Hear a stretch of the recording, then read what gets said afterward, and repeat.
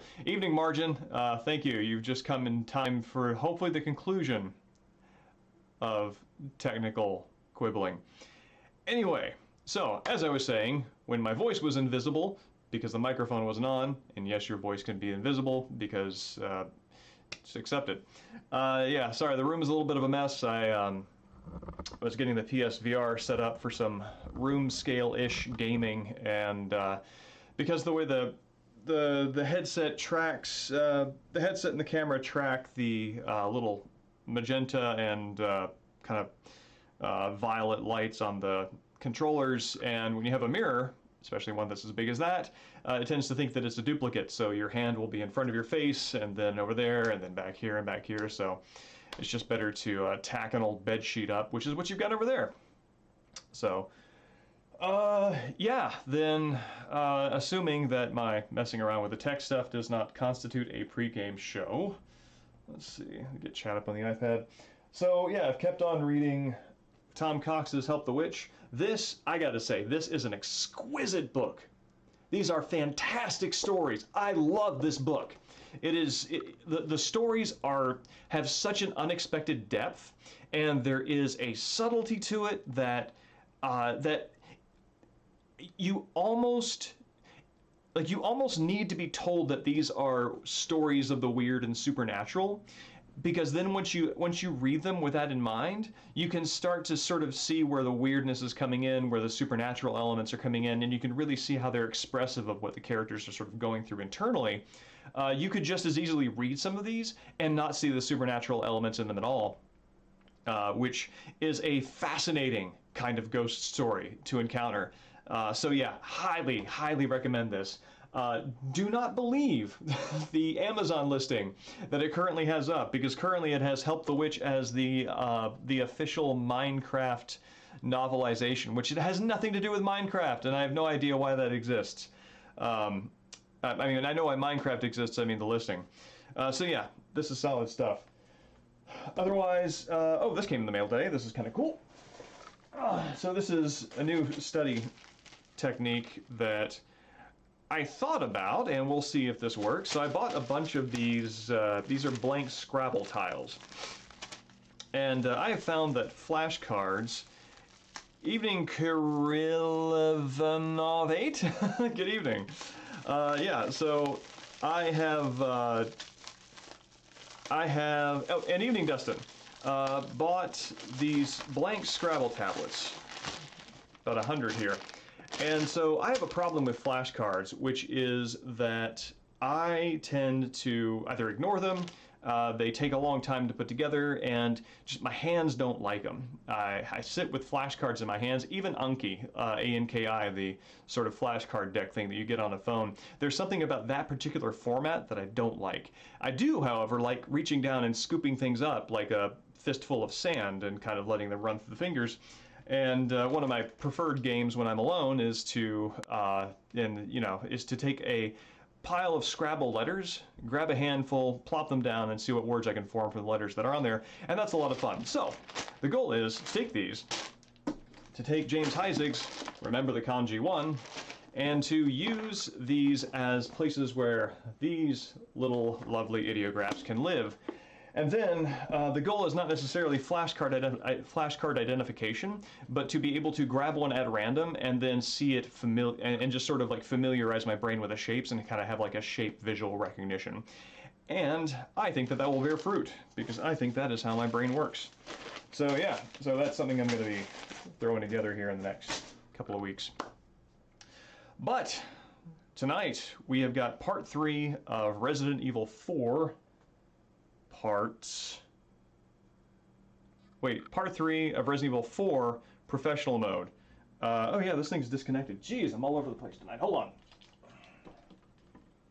Go in here. And you want to live there. And there we go. Good. Good. And this power's on there. Do I have my glasses? I do. Okay, cool. Kind of need to check because apparently it's that kind of night. And No, this is this is legit chaos you're seeing. Happening in front of you. And, oh, what are you? This is the GameCube controller that is wound perilously. I am great, thank you for asking, and I hope you are having a fine evening yourself.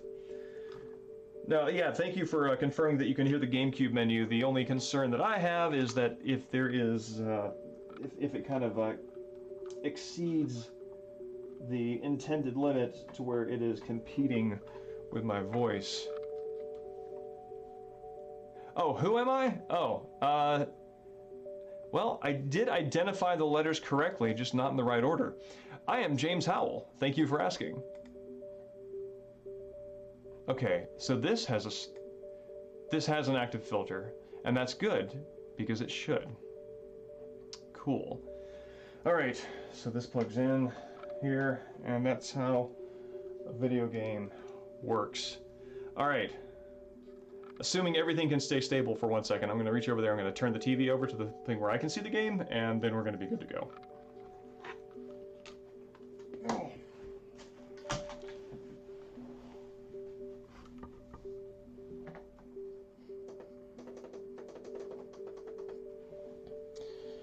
Oh, part and parcel to the chaos that is around one of the 2 light bulbs to my desk that keeps my face lit here is burned out. And let's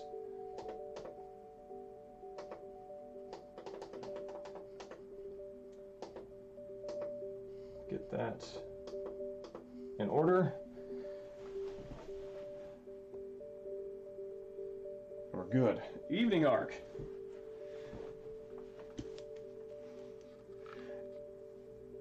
You are coming in at the tail end of a series of misadventures. Oh, here we go. I was hoping I didn't cache this away, because I need this to start the game. Good.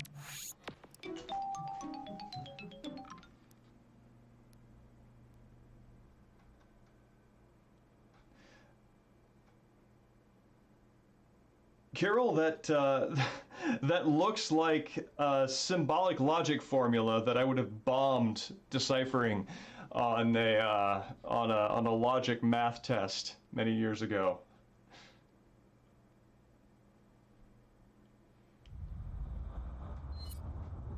It's like a very specialized use of the temperature, degree sign. Where were we on this? A way to quick load saves in MGS2 without accruing a continue at the end rank.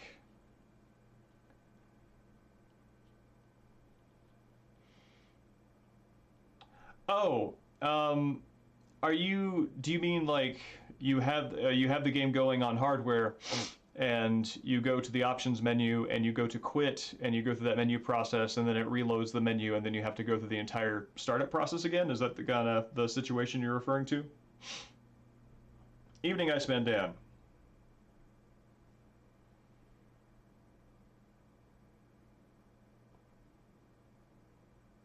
Okay, funnily enough, I know exactly the kind of frustration you're hoping to avoid, because I always hoped that reloading it from the software would be faster than just restarting it from hardware. But in fact, no.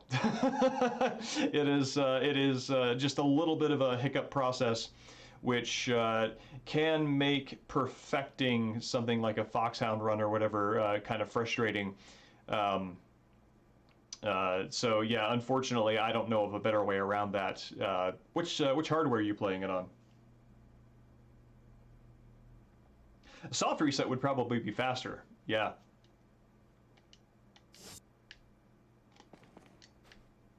Okay, we just got Salazar's laugh and spoke with him, and we got to meet the alien-esque servants that he has.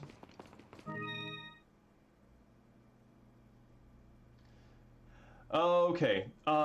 Yeah, actually, Grayling, that is actually several steps removed from my my familiarity, because I have never played it on the Xbox version. Is this this is the shooting gallery?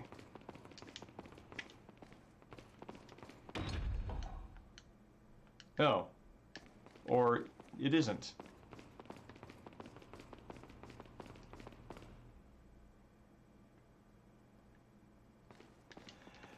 And yeah, Ark, this is where the this is where it gets kind of nuts. I feel like this is where the action and the horror kind of start to blend in a little more cleanly. We're also back in more familiar traditional Resident Evil territory, because we are in an interior space with hallways and the like. Oh man, I love this fire effect. This fire effect right here is one of the things that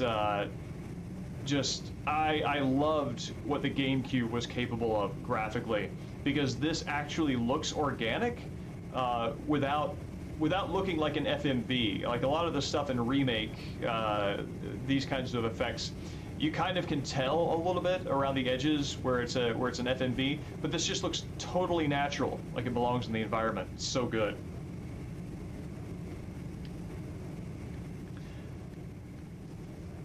Yeah, Ark, I think it's on the HD collection, if I'm remembering correctly.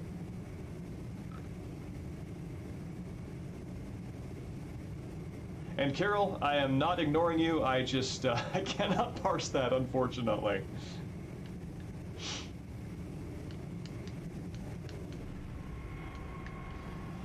Yeah, I can tell you, I have this video up on my YouTube account where I kind of explain the different possible actions on CQC, and the tutorial is entirely premised on using the pressure-sensitive buttons.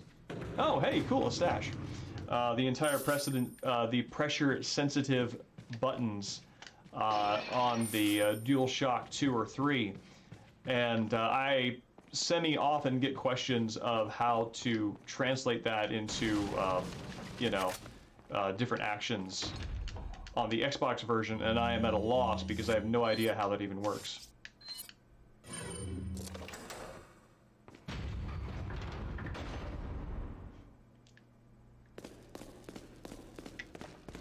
Alright, this is our introduction to a guy who can one-hit Leon, I'm pretty sure. Ugh. Yeah, this is ugly.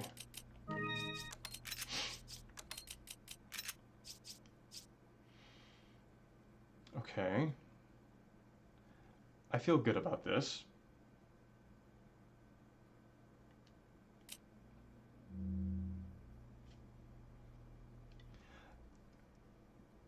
That sounds kind of nuts, Grayling.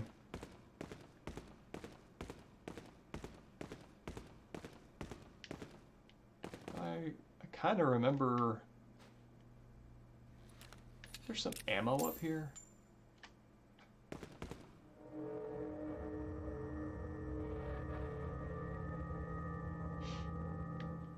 I appreciate what the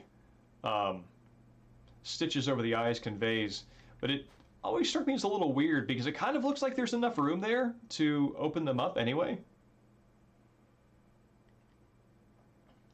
Yeah, Ark, I kind of feel the same way. I feel like, oh, there we go. The different combinations that are expected of the player with those 16-button controls on those kind of PS2, Xbox 360, etc. Controllers.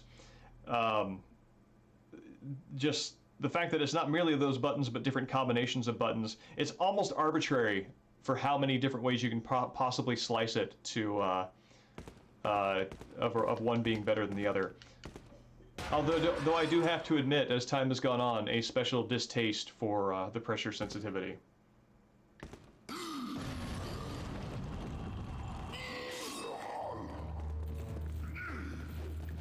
Alright, this is mine thrower territory.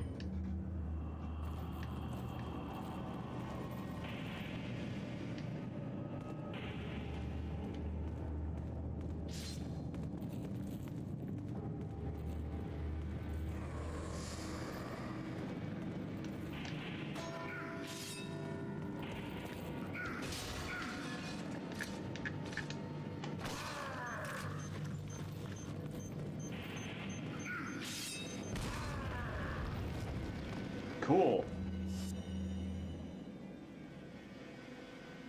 Oh yeah, this is his Spanish cousin. Well, actually no, I think Vega is also Spanish. Oh god!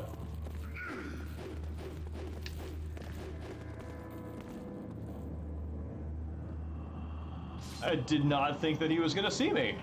So let's try this here.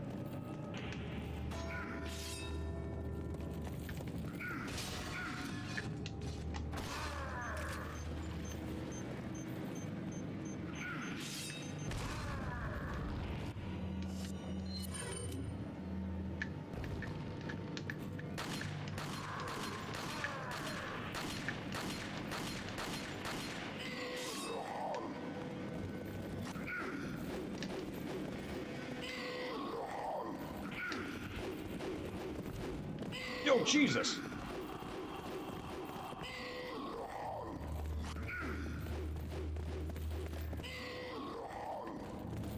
Oh god, he's really right there.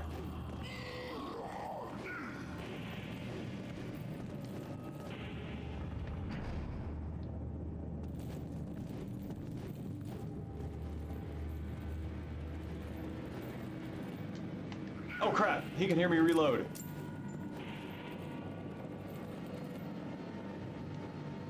Whew.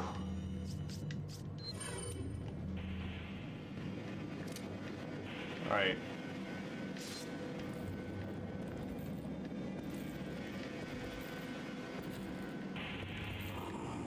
We're gonna let him turn around.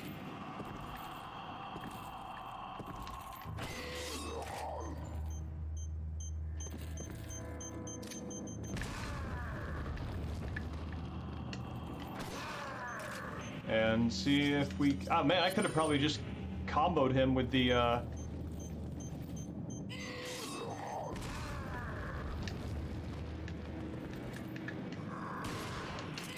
Oh god!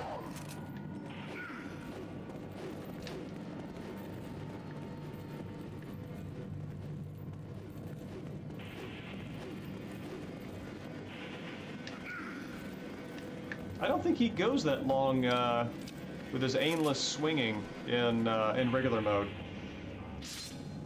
Whew.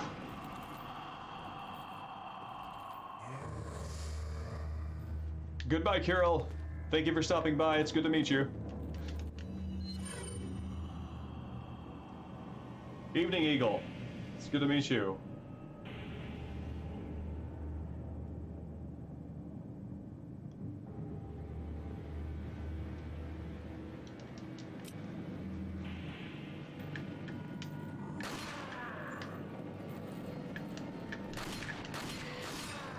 See, can I get him? I never noticed that he actually just spins 360 degrees in place when you hit the Las Plagas.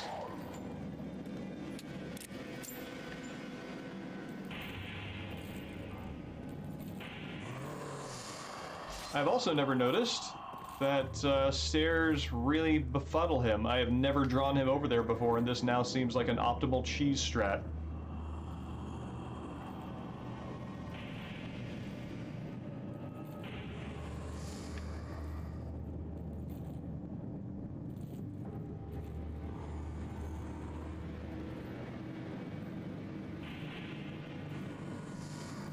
Okay, just go walk back the other way, and I'm gonna plug you from a distance. Yeah, this is a Red 9. This is the handgun that has my favorite firing sound effect.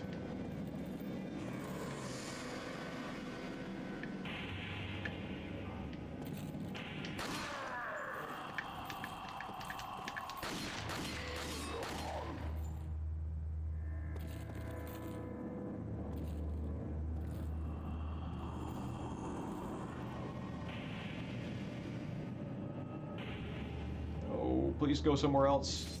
Thank you.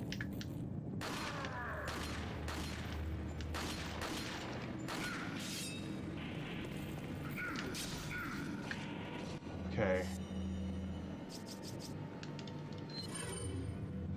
Please die.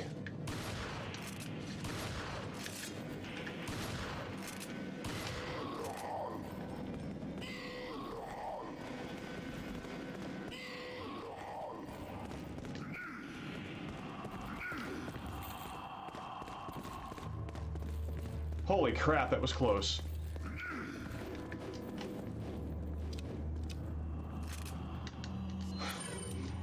Like shaving off Leon's nose hairs there.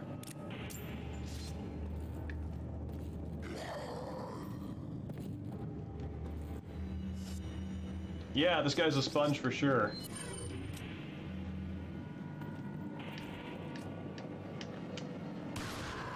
Whew! Jesus. Does he at least have something good in his wallet? In fact, he does.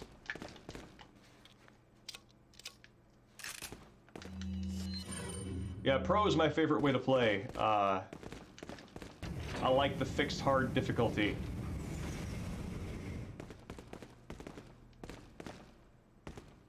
Oh, I did not know the Red 9 is in fact the best gun. It's nice. It's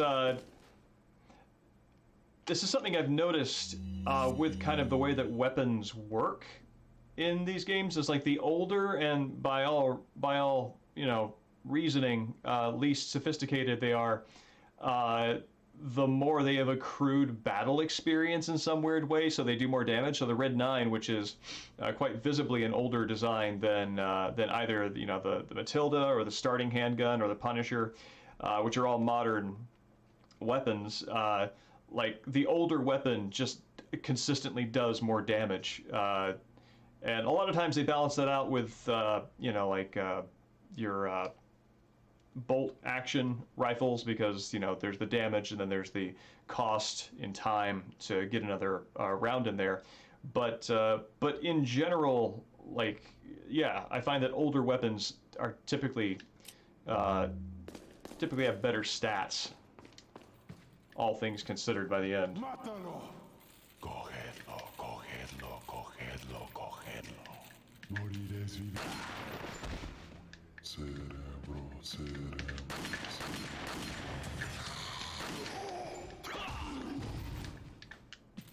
I don't believe either one of you did what I wanted to happen at all. That is good though. That also is good.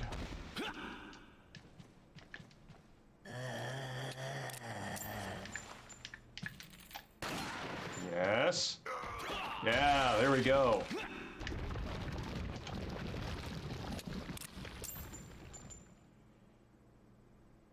Inventory size. I guess it does take up an extra 2 little slots, but yeah, once you get past a certain threshold of, you know, attaché case size, that doesn't really seem to matter.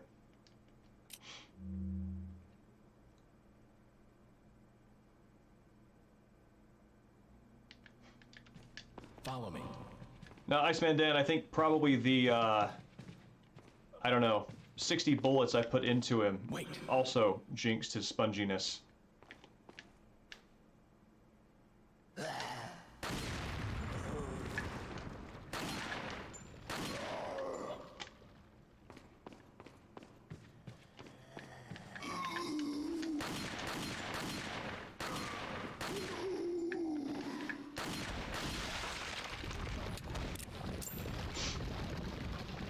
I'm gonna say, Jesus, that's a hard question.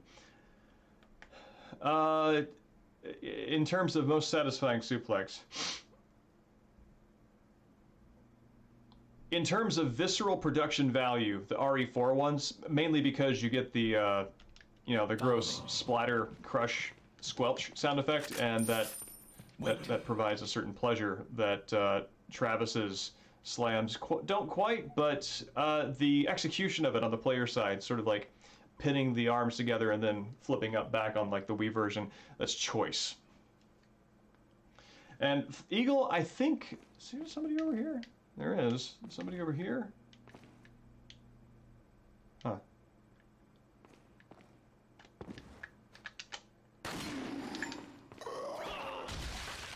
Yeah.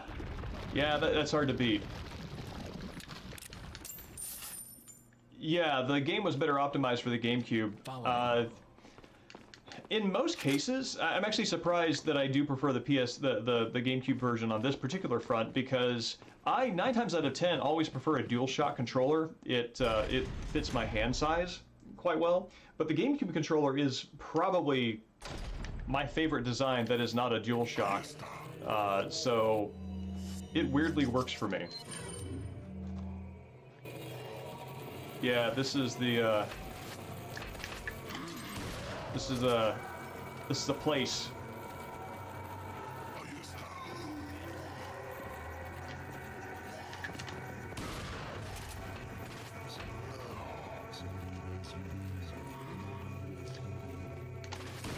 What? Who shot me?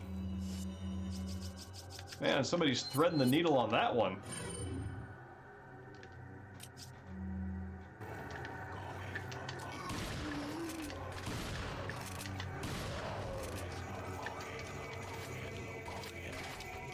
Good lord.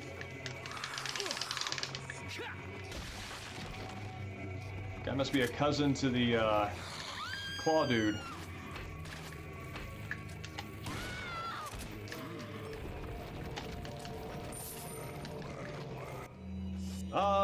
I did not save, but I think Professional starts you off at the room that you loaded into.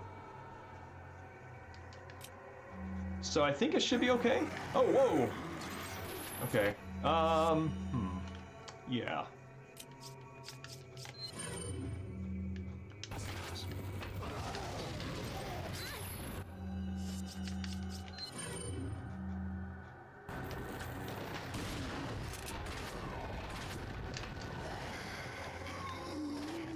Oh, crap.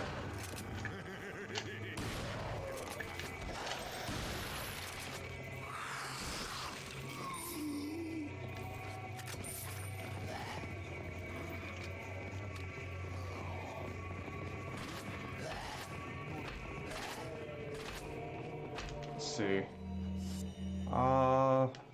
Okay.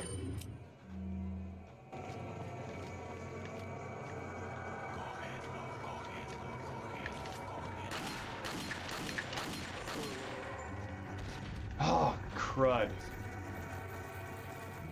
I really want some breathing room to take care of the bow and arrow guys.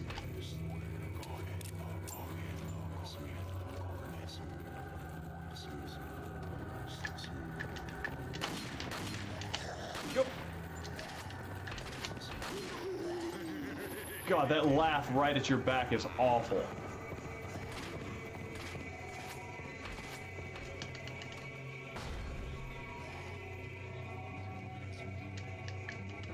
Wait.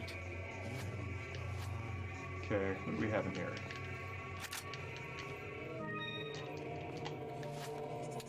Seems like a good place to reload in.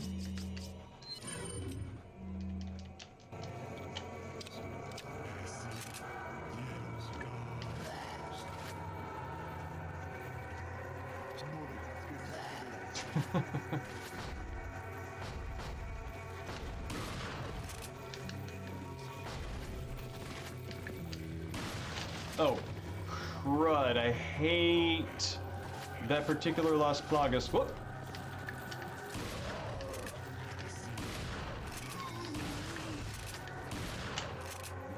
Because they are bullet sponges themselves.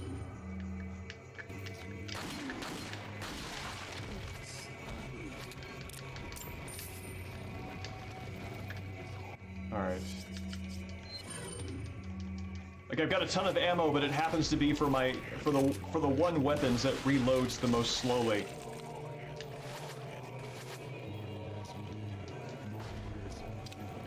Yes, I do remember that. That hole right up there, in fact. That's the laundry chute.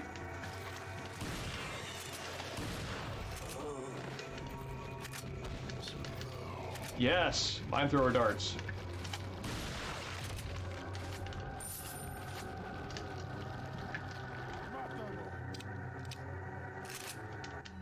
I'm going to save that reload because I want to see what that animation is, and I want to give it its due time.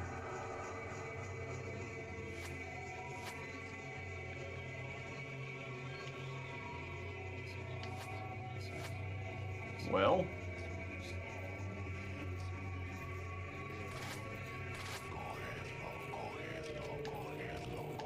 Okay, I think there's somebody on the other side.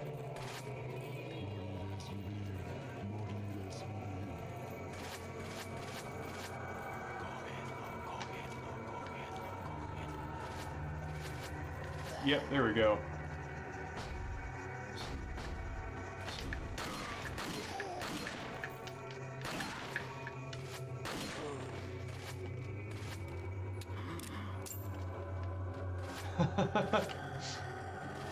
Ooh. Every time they do their sort of like gear up to swing my mace sound, it sounds like an engine revving.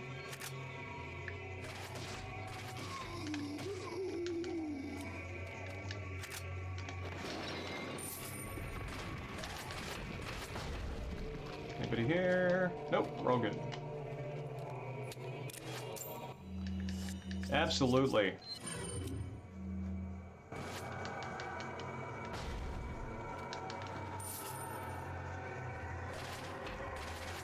I feel like, I'm trying to think of what other games Mikami did prior to this one, but like for me, in terms of my exposure to Mikami, RE4 really is the game that showed me that he was a designer for more than lock and key style adventure games.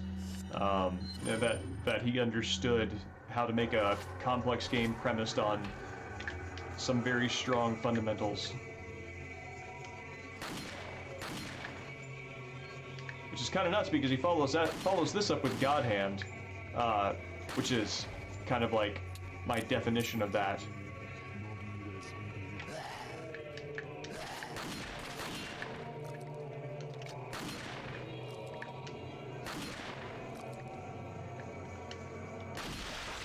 Nice.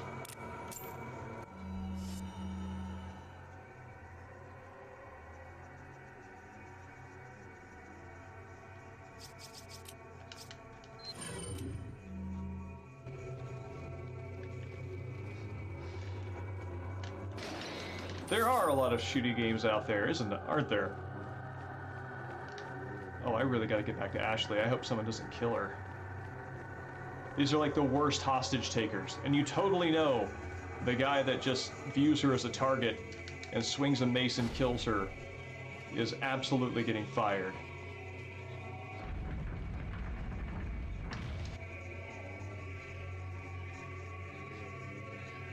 I never played Deus Ex 3. Grayling? Follow me. Is that the Adam Jensen one?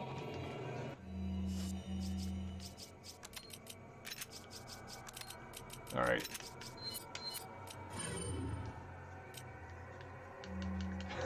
Yeah, right.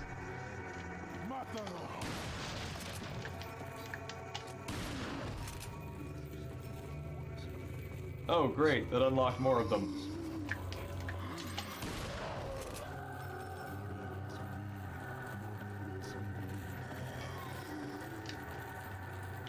Who's there?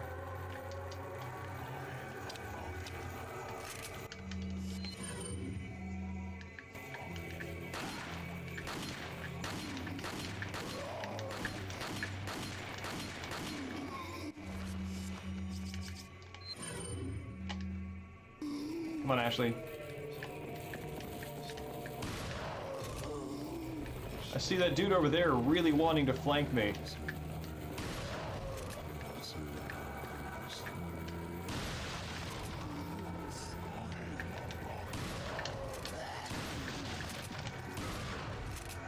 Alright, Ashley, let's go.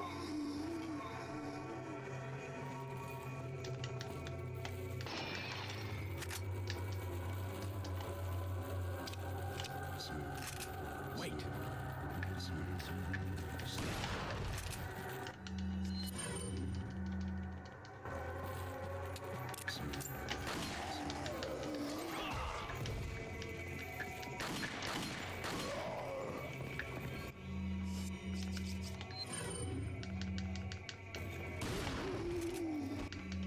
I'm kind of at a loss as to whether or not I want this game to have like a weapon quick swap kind of hotkey assigned to the D-pad buttons. Besides the fact that I spend so much time, you know, organizing my inventory, making it look pretty, making it feel clean and neat. In addition to that, the fact that I spend so much time going back and forth between it to switch out my weapons gives it greater screen time, which almost makes it kind of its own character Follow me. that I get to see a lot of. Wait.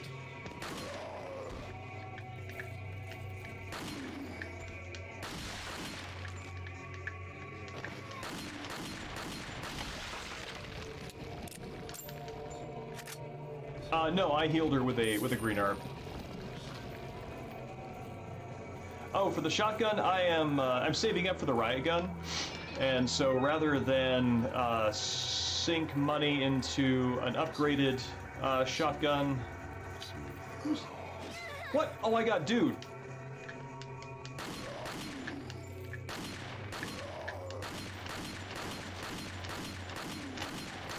No, do not swing at her.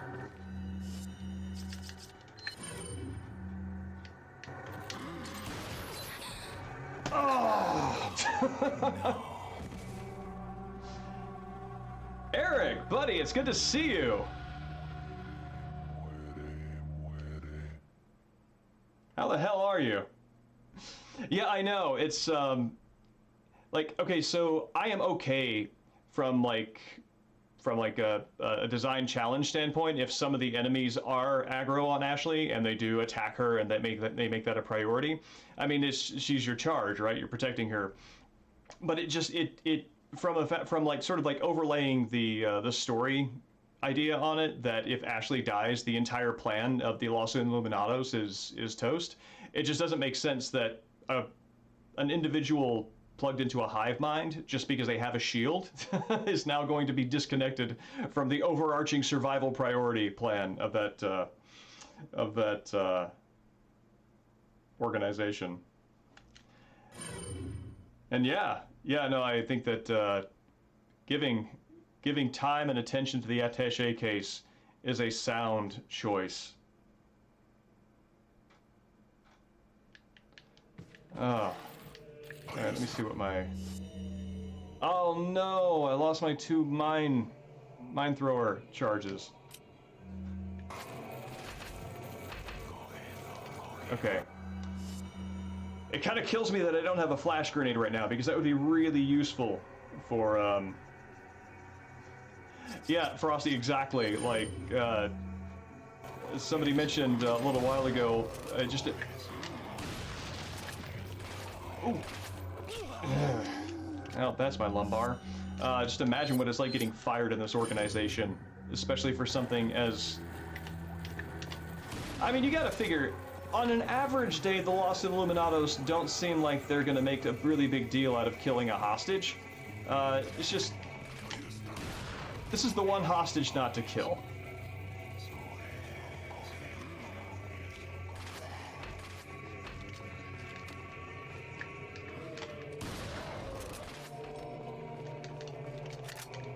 Alright. We're gonna just put Ashley in here for right now. Wait. This seemed to work last time.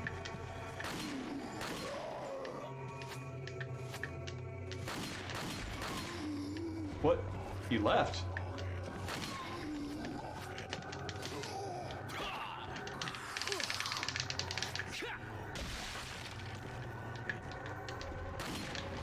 There's a lot that I don't understand about what just happened. I've never seen Leon whiff a kick.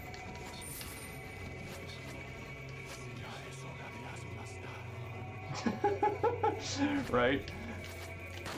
Always when the client is watching.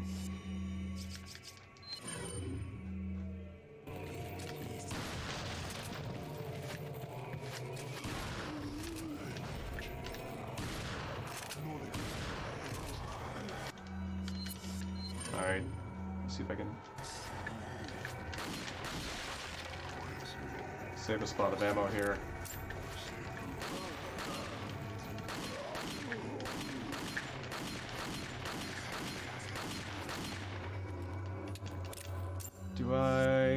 I do have 2. Maybe this can give me the room I need to reload. If the door can close. Come on, guys, close the door. Are we raising a barn? Yes! Not gonna whiff that.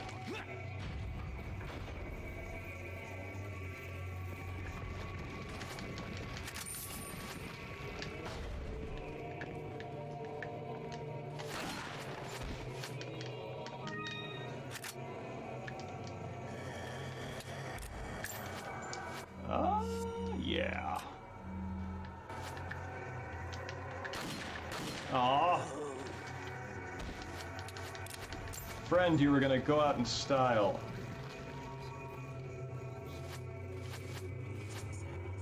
That's right.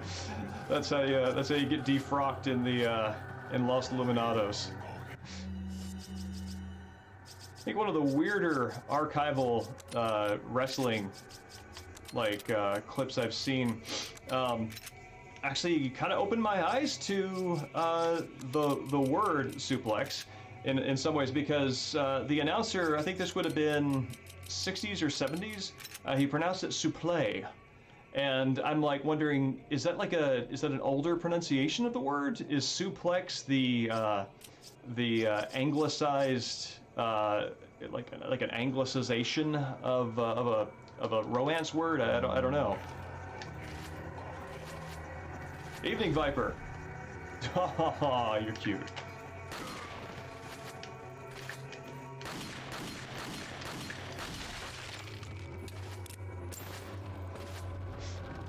Doing his little duck and dance.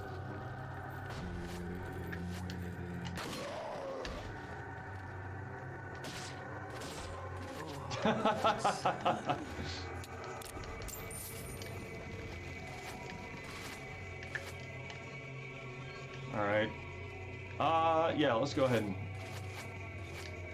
move that up.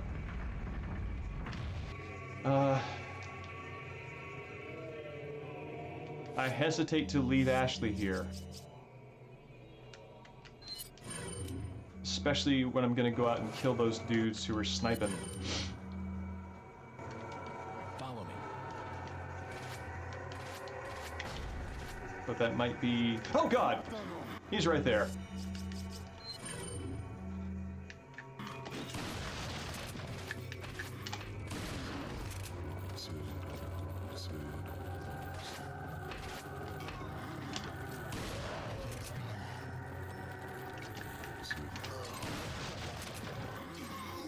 No! Ah. Okay, Ashley, come over here, please.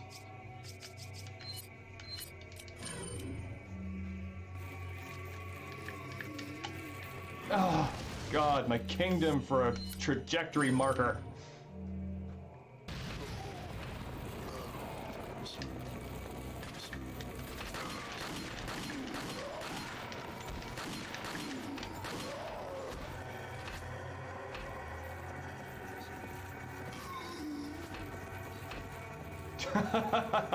Right, yeah, if you whiff a suplex, then, weirdly enough, you're the one that gets suplexed.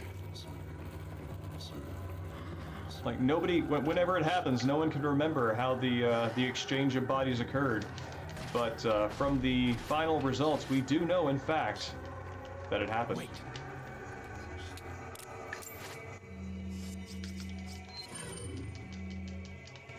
It's a very, post-Dio the World recognition of self-damage.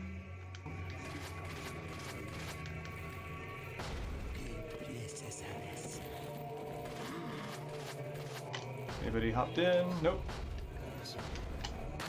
Come on in!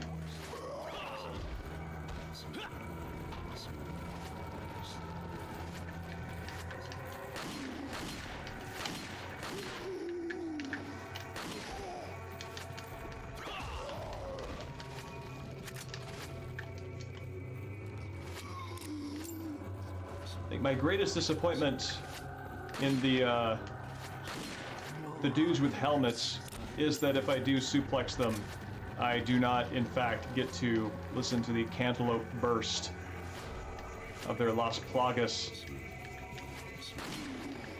infested brains.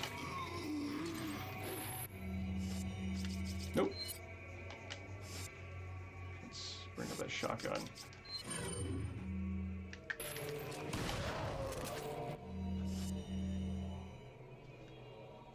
Yes, Grayling, that is probably the ideal scenario for, what was it, the butterfly? Oh, no, no, no, no, no, no!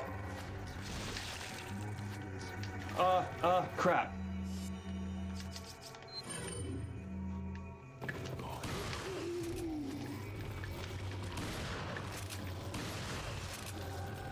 Okay.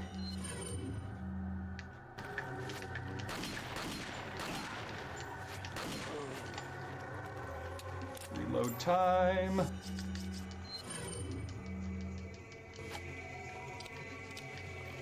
Yeah, honestly, gathering all the enemies in front of me like that would have been the ideal time to use the flame grenade, but no such judgment came from me.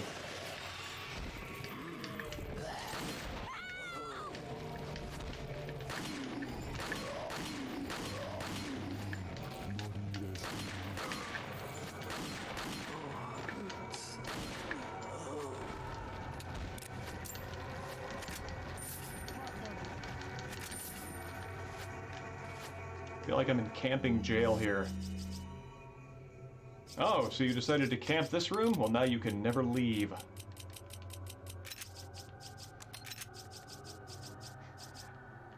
As Leon... I like to think that Leon realizes the ritualistic pointlessness of arranging his attaché case moments before he will almost certainly die.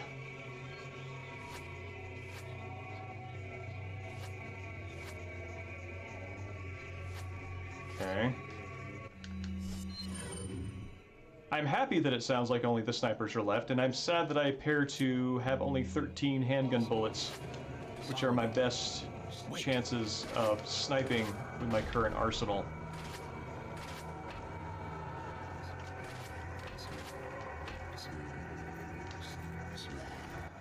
Boy, you are late.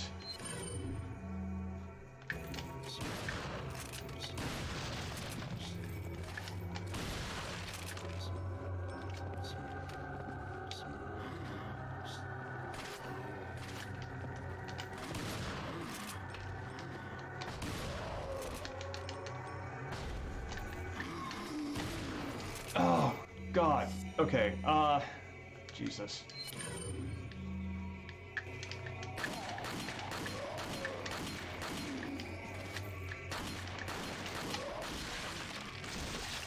Follow me.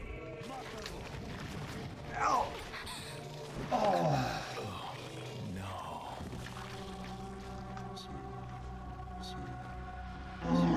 All right.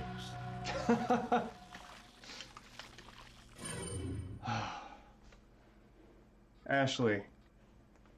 Like, I thought by telling her to follow me that she would pop up and like, follow me, but apparently she was still in her ducking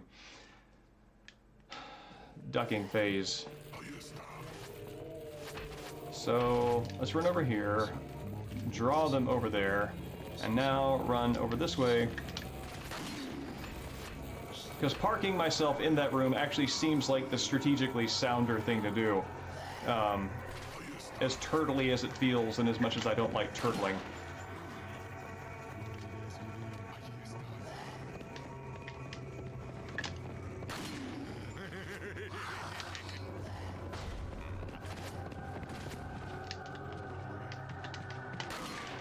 Wait.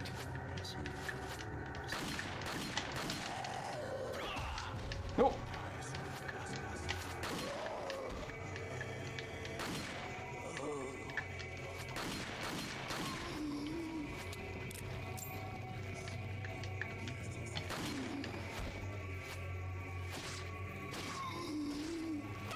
Yes, Ashley, we know. I'm right here. It's literally happening.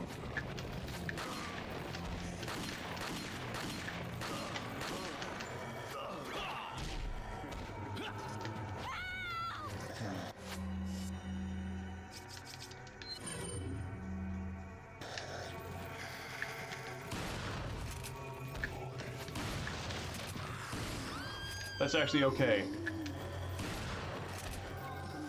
Ooh, this is actually a really... Oh, no, I don't have the grenade. Well, this is fine. I can still use this. Just please hit most of them. That's all I'm asking from any single grenade. Ever.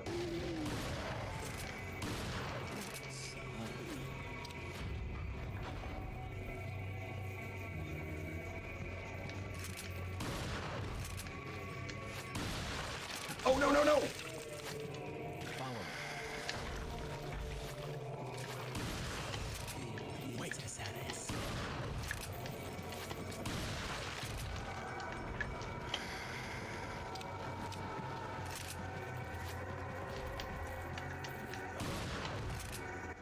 Whew.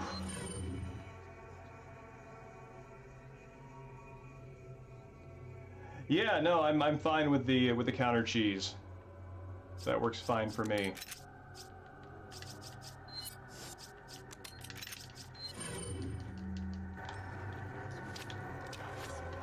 I'm fine with the counter cheese. Also a phrase acceptable at Whole Foods, where I gotta be honest that free samples they have for the cheeses are pretty good.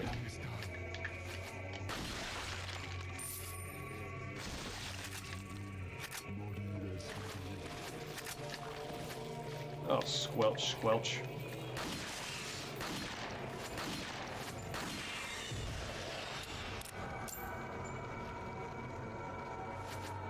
Oh, it would be a cheese counter, yes, but the cheese that I acquire from it is the cheese from the counter rather than the cheese being behind it.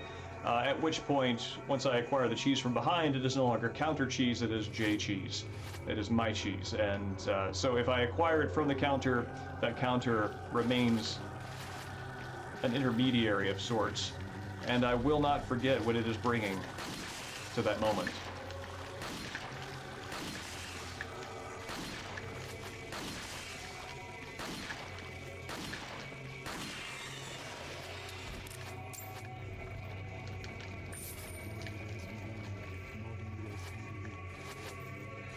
Whew. It says distinct from Perry cheese. Evening final technique. Yes! I think that is an astute observation.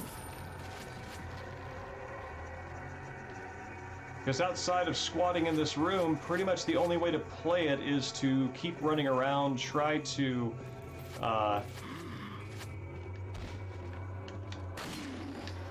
get them to take a little bit of damage, keep running.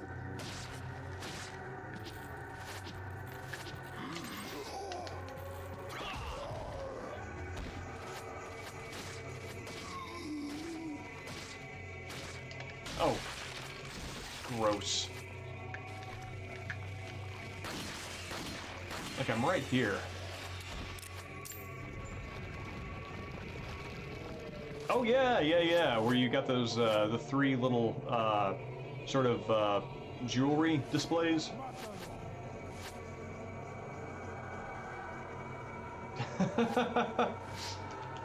Follow me.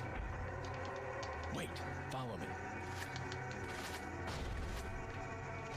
Honestly, Grayling, I think it might also be fair to say that, studying literature and poetry was also a way of, shielding myself from undue criticism from my own habitual, my tendency to express myself laterally. Yes, yes, yes, yes, yes, yes! As opposed to Leon, who didn't need to major in anything because he could express himself with suplexes. Or suples.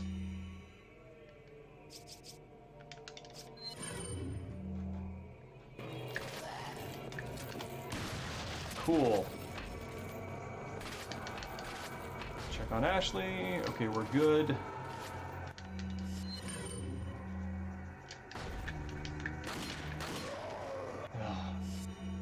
Alright, you know what? As long as we're here.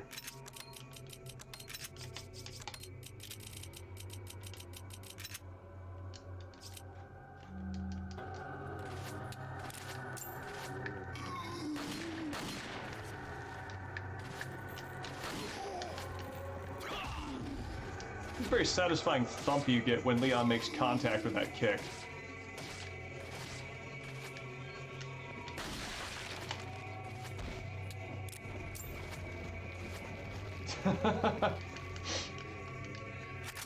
Alright, I've deferred this long enough. I want to see what this reload animation is. Alright.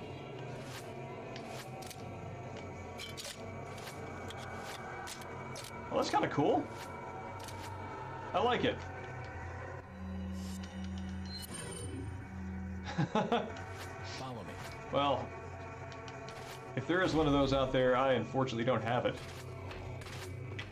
And probably never will, because going back for a PhD sounds like a lot of stress and time.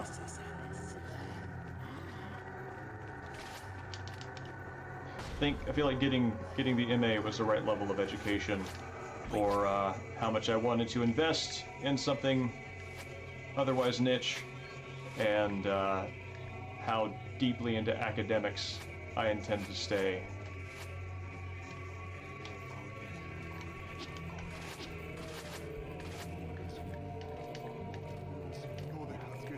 Practicing aiming at some knees here.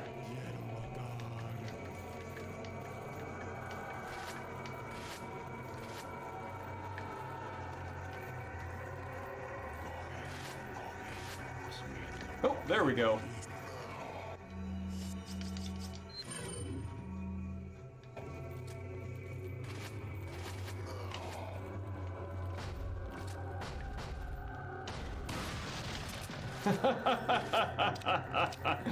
Oh, that will never not be funny.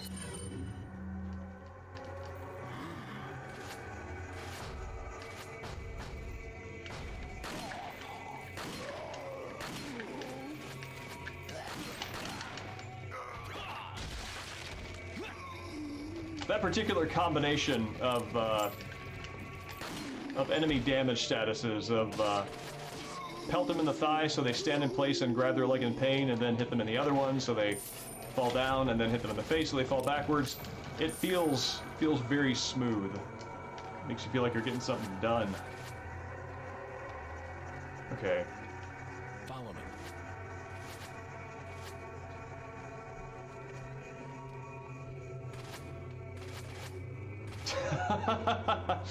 Yes. I actually think I can actually see this game getting a kind of comedy out of that moment. That's actually on brand for this Resident Evil,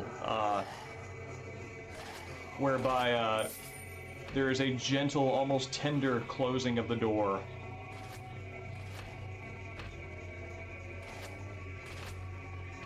All right, Ashley, who are you looking at?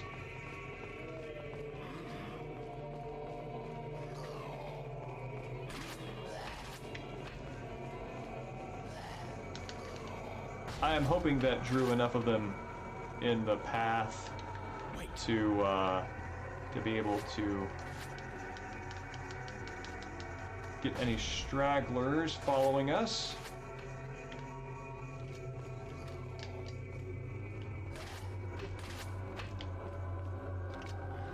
Actually wondering if there even are any stragglers.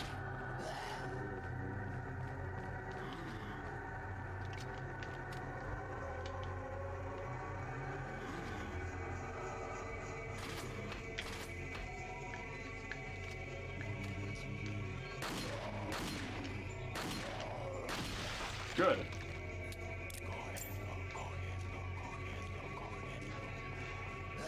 Good night, Ark. I hope you get some rest, and I'll see you soon. Anybody here? Cool.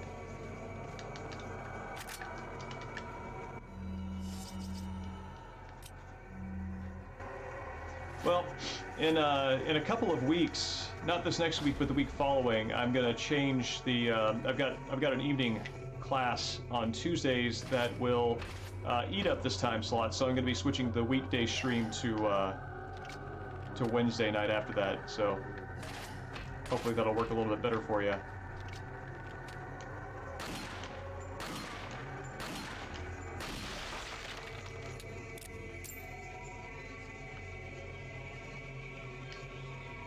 Yeah, I think Grayling, I think you're right. I think she was looking at the snipers.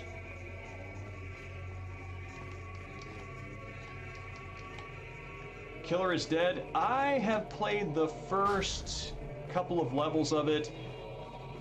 It's weird. Like, I played the first level of it, I think.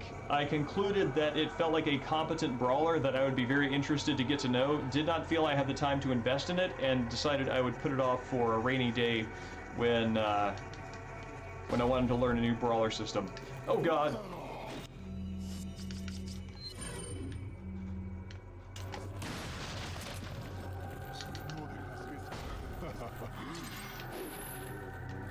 So, ironically, the fact that I have not played it is testament to the fact that I think it is probably quite good.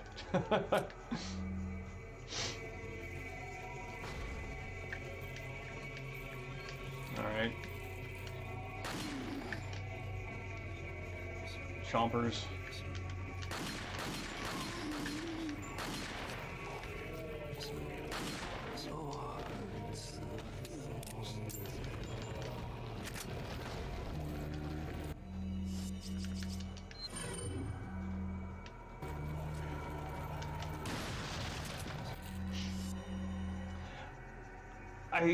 It's really interesting to me, just thinking about the sound design on this, with the sound effects of going to the menu. After I kill this guy, I'll kind of pop in and out. But like the sound effect for when you access the menu, and then the sort of back out sound effect for when you leave, they form a kind of unit. If you kind of like stack them back to back, and there's kind of a rhythm to it. That I mean, I guess, you know, while playing this, you got to figure people are going to be popping in and out for exactly the reasons I am. You know, to just make quick changes on the fly. And gamers who get, you know, used to a particular button layout get very, very fast on that. So to kind of give that a musicality is a really good choice.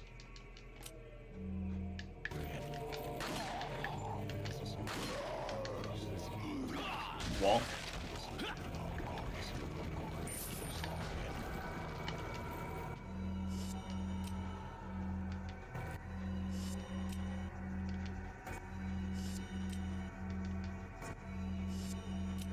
Yeah, I like that.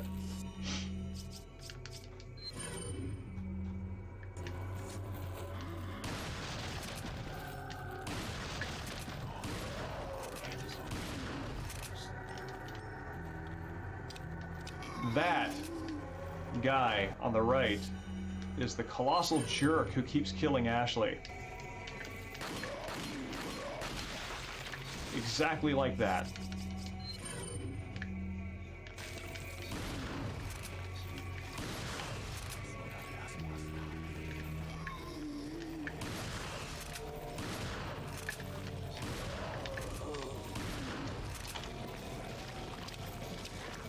Oh god, you're getting closer. Oh, I really wish I had a flash grenade.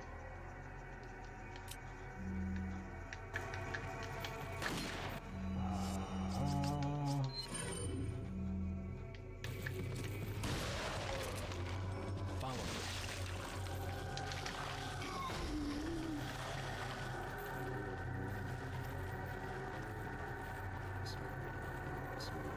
Yes, he is. It is the most consistently disruptive enemy I have encountered.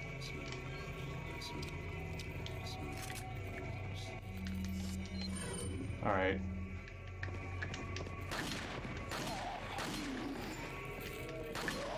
However,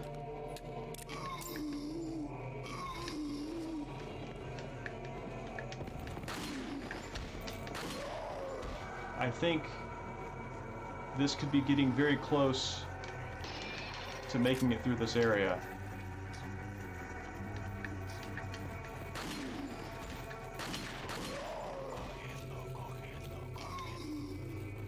Not to jinx it.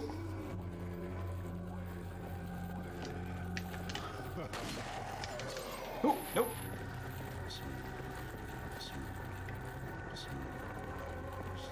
Let's see if door control is a good idea again. Wait. No. Follow me.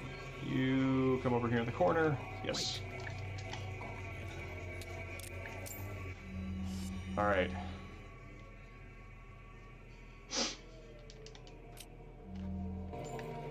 I like to think of it optimistically, Grayling, and assume I'm always jinxed. That way, the only way forward is up?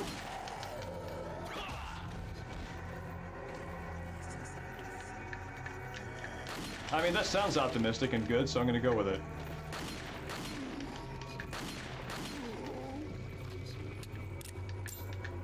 Oh wait, I think I want to keep those bullets.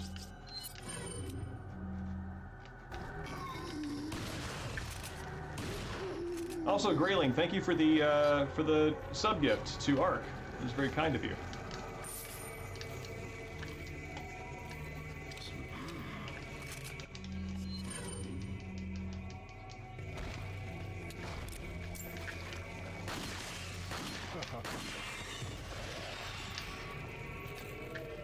Super glad that guy announced himself with his creepy Los Illuminados chuckle. Because if I had not heard him in my right ear, I would not have known he was there.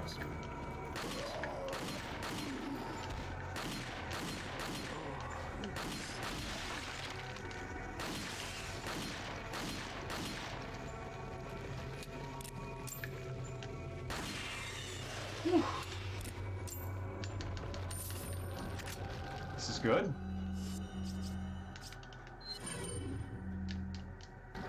Get to watch one more mine thrower reload animation before Leon dies. Because it's the little things that matter.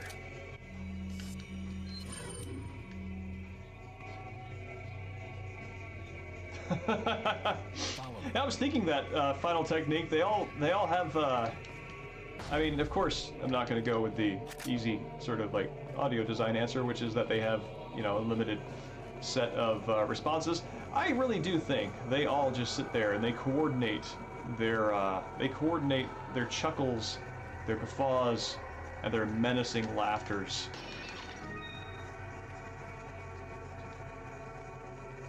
Because if you're not unified, why even be in a cult? Wait.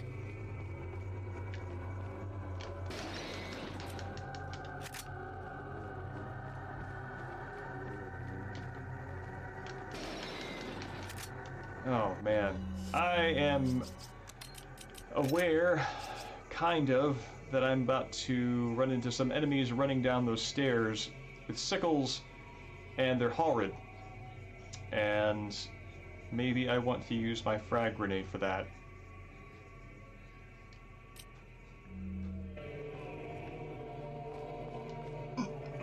Excuse me.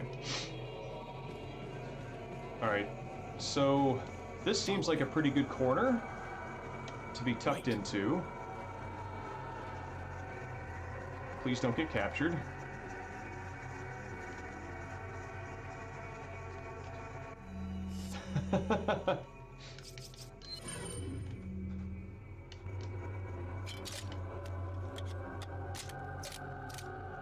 I'm interested, Grayling. What about it baffles you? I have no particular thoughts on it myself.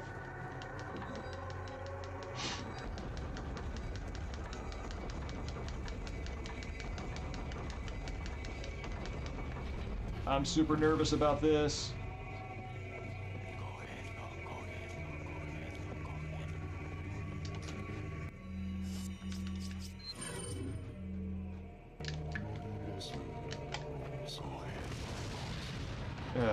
Okay, let's try something with a little more delay.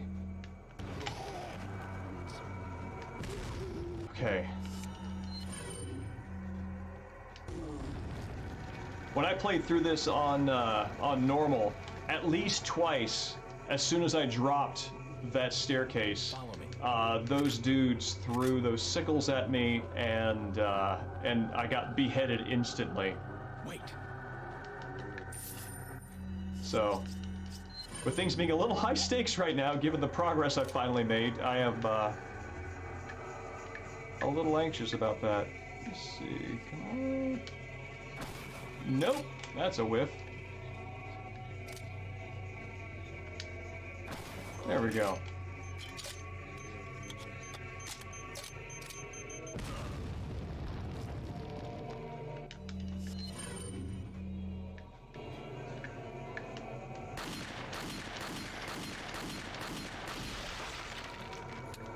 Follow me. Whew.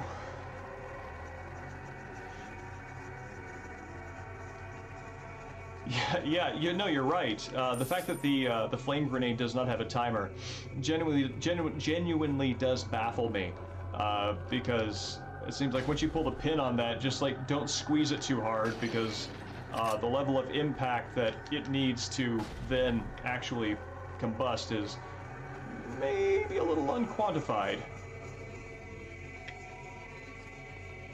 Manufacturer's pictorial instructions involve pulling the pin and then a hefty shrug. Follow me. Alright, I really hope this is a checkpoint.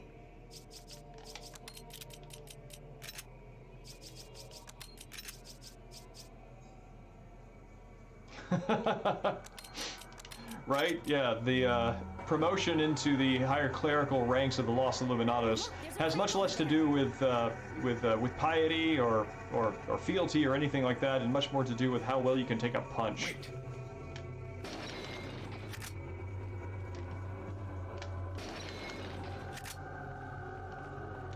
Follow me. All right. God help us.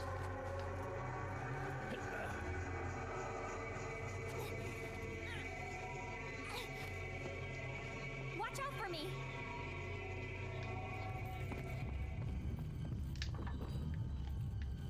Immediately there.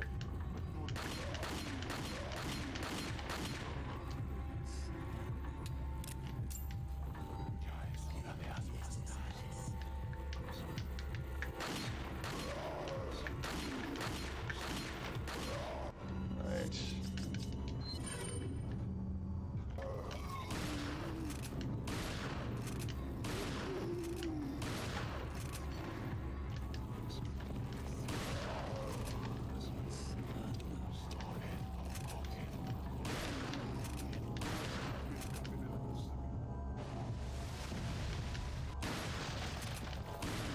Those guys are doing a real bad job. Oh wow, they're terrible at their jobs. All right, let's reload this.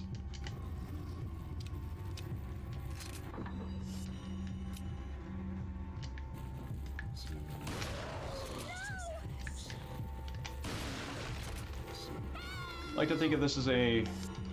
Oh, hold on, please. Let's...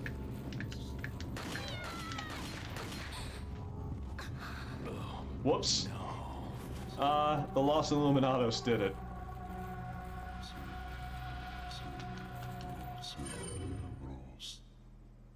Totally got your back, Ashley.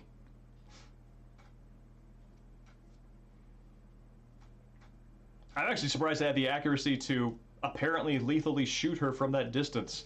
I was kind of pray and spray there. It's one of those Delphic Oracle prayers. Don't pray for... Follow me. Don't pray that your bullets meet a target. Specify the target.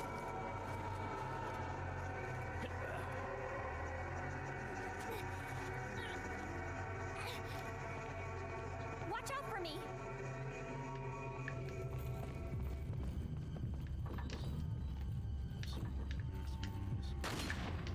Where are we? There we go.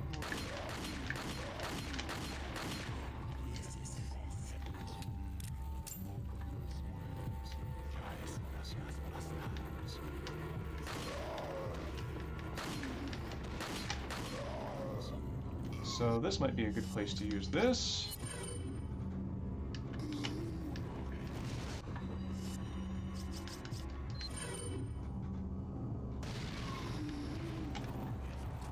Oh wow, you guys are still alive.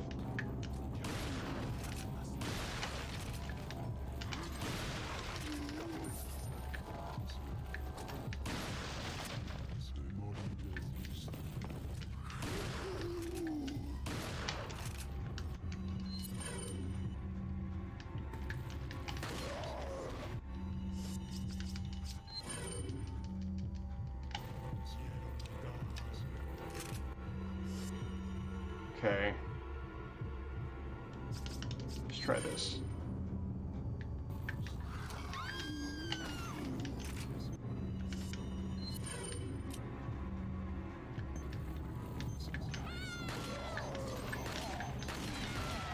Dude, fall down. Oh man. Please, snipey shotgun work.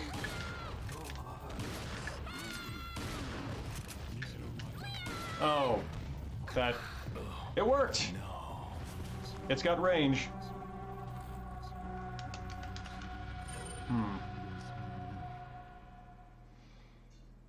Really glad there's a checkpoint here. Really wish I had some stun grenades.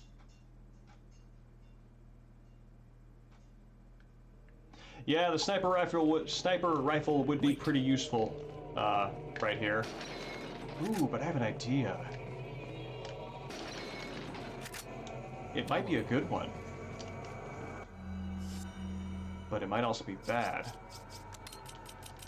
What to do? What to do? All right, so here's what I'm gonna try and do. Ashley seems to be able to. She seems to be really good at getting that first one up. So I'm gonna let her get the first platform up, and then I'm gonna jump back on it. Which then will give me a bottleneck that my enemies will have to go through to get to me.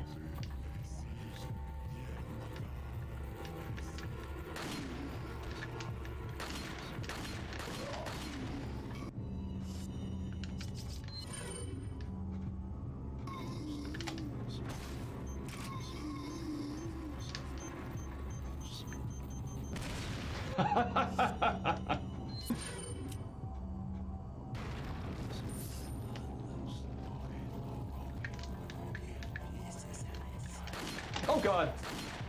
No dejas que escape de la isla vivo.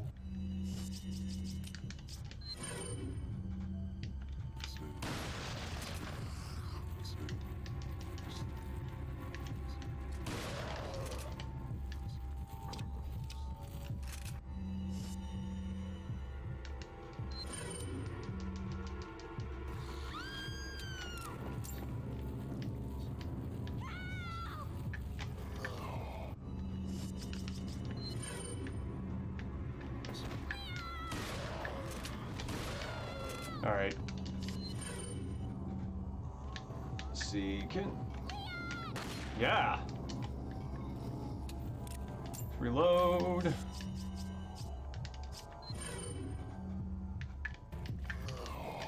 That wasn't the best idea.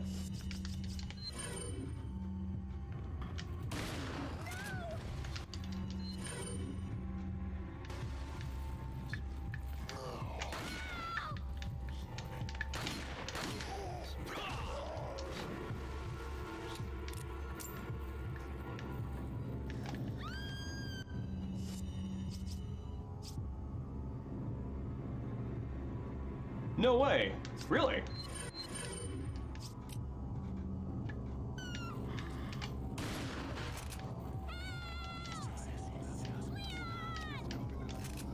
Actually, I'm watching those guys. As soon as Ashley is captured, they all try to come to Leon as their next target, so they all kind of congregate on that platform. I wonder if they're ever going to jump down. Also wonder if this might be smart?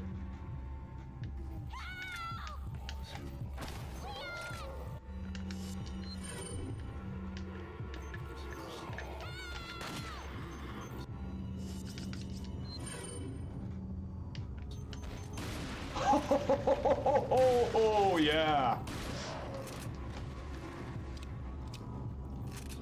Oh, that's good.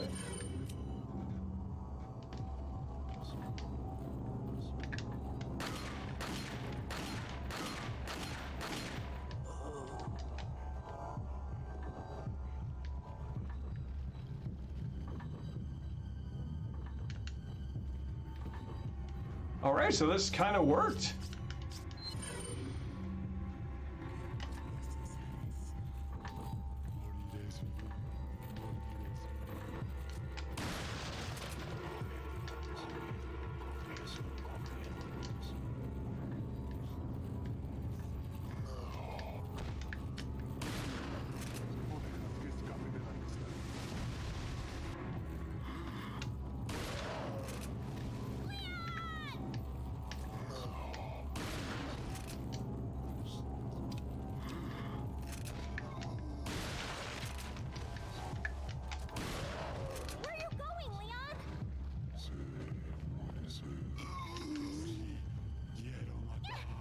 Come on, Ashley.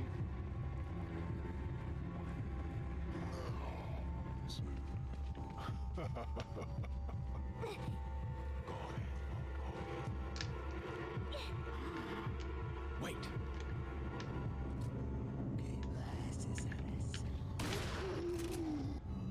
Okay. I would like the satisfaction of some of these drops.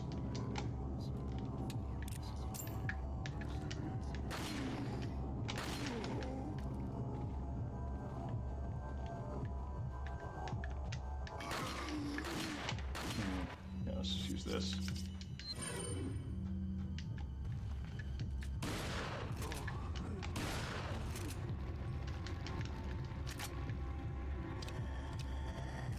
Given the number of these guys, they seem to have lower HP in general. And also more likely to just kind of amble like that. There we go.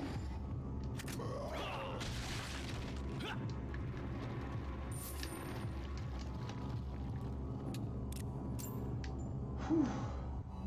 Yes, knocking them into the water. That's actually something that I did not know I could do this in God Hand because I never used this particular moveset, but on my most recent playthrough, I've begun appreciating the value of the launching attacks that will send your opponent just kind of flying across the level, and being able to chain that with the attacks that juggle them. So if you bounce them up before they hit the ground and then you do the launch attack, you can typically get them over any kind of obstacle that's in the different distance, whether it's like a railing or something, and that's a very quick way to dispatch of them.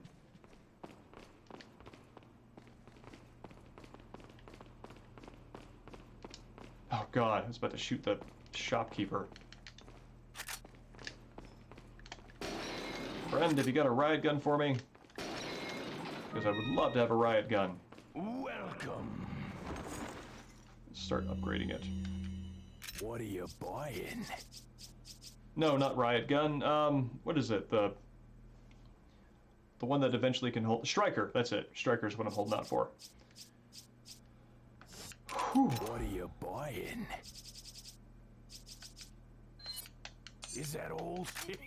Is that all? Is that all? Is that all? Thank you. What are you buying? Just now listening to his "Is that all, stranger?"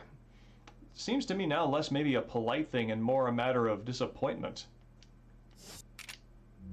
Come back any time. Like, is that all? Wait. It just tauntingly refuses to address Leon by his name, despite the fact that the two have had a long and, under the circumstances, fairly tense customer wholesaler relationship.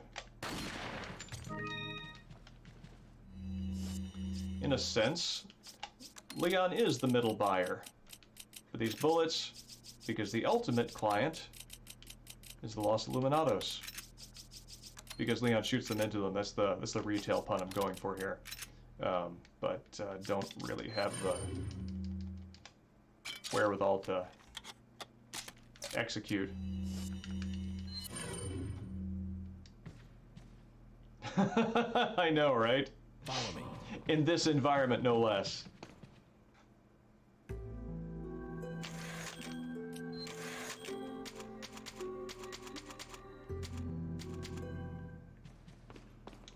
Wait. Let's see. I'm pretty sure Ashley gets kidnapped. Follow me. Yeah. Yes, that seems right. You all right? I'm fine! Leave me alone! Ashley, wait!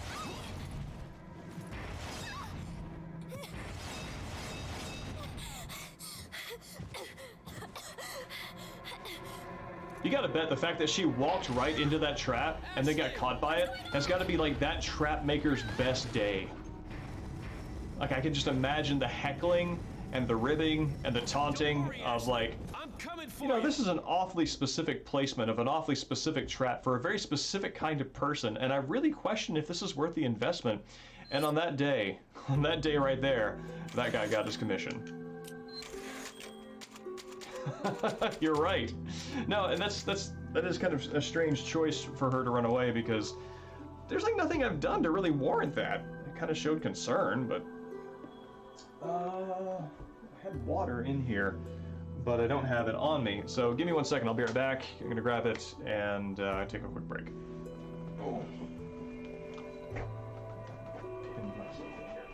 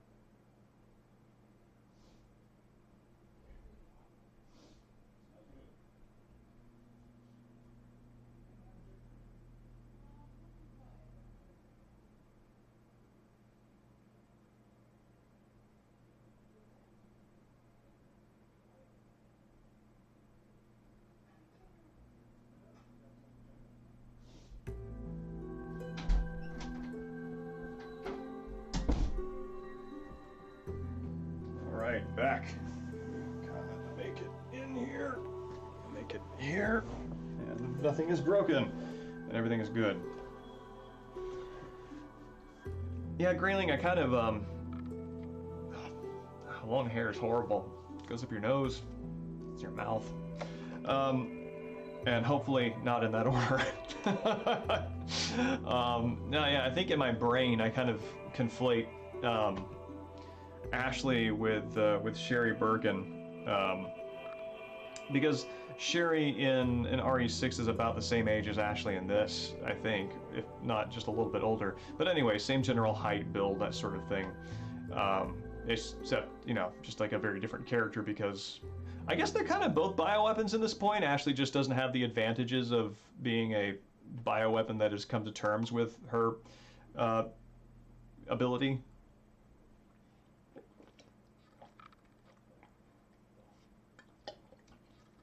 Thank you so much, Grayling. That's very kind of you. Also, Evening Space Hamlet, who apparently is here now.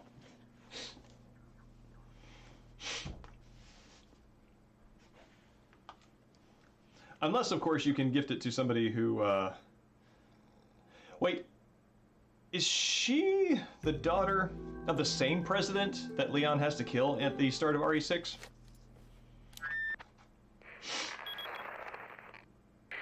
Hunnigan, what happened? The transmission got cut off. Salazar, how'd you...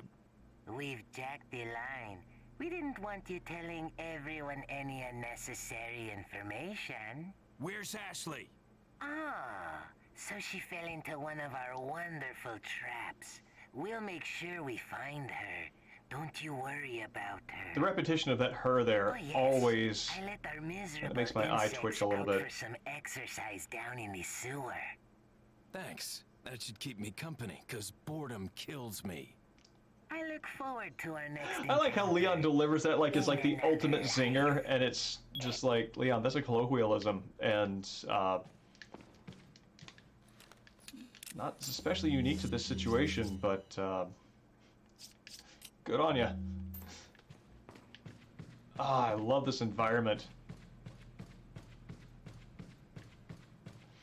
I really like the sheer size of these interior spaces. Which I'm imagining this compared to like the village. And, you know, for all the space that matters to me, from what my field of view is, you know, kind of as a player, the skybox on the village might as well be the, you know, the ceiling of this interior space. I don't know if I could call it a cathedral exactly, but yeah, I don't know. It conveys the same feeling as the village while also being enclosed. Are they sprites? I don't think so. Let's see here. Trace the... Oh, no, you can't trace it over there. But let's kind of take a look at it from the side. No, they're full objects.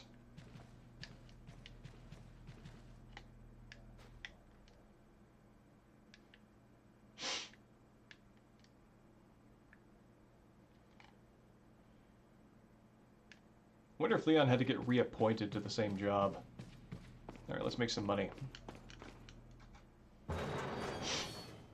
Yeah, I could see that final technique from that distance. I noticed they had a sort of a granular, almost sand-like quality that. Oh no! No! I don't want this.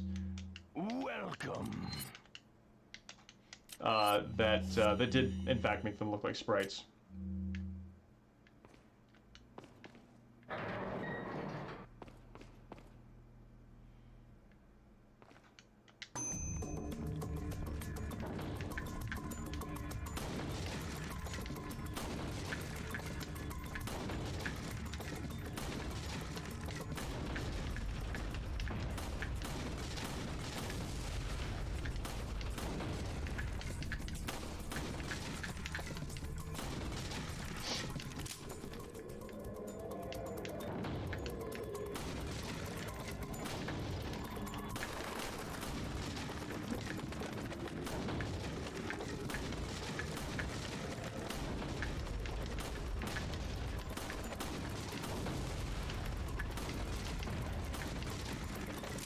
Do I get it? Yes.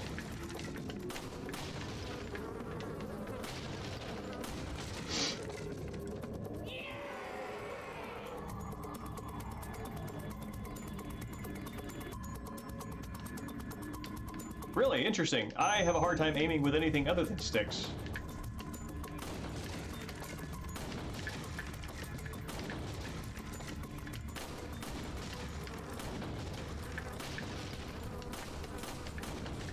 I love these environmental effects when you miss and hit the background.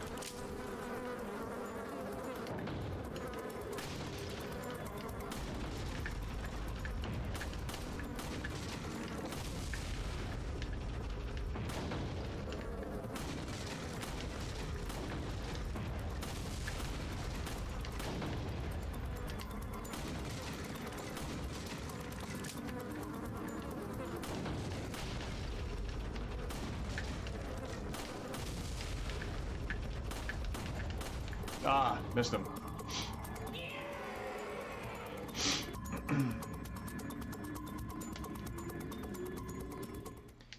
Yeah, some of it has to do with just the muscle memory and the muscle training that I've built up over the years of using a controller. Part of it also has to do with a little bit of carpal tunnel. Using a mouse and keeping my wrist straight for that period of time does aggravate it, whereas having this degree of flexibility Makes this easier for me to use comfortably.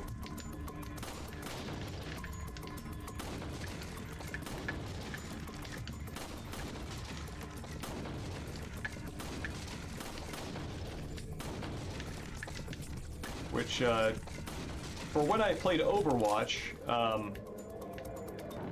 that always put me at a disadvantage because the controller cannot exactly whip around as quickly as the mouse. Not doing perfectly great on this one.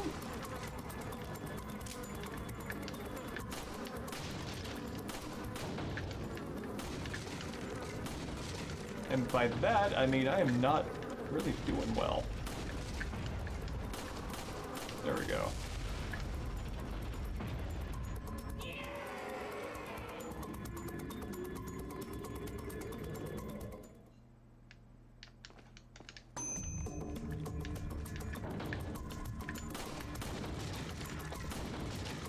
There's a little break in the reality of this minigame moment that happens in between rounds, which I'll point out once I get through this one.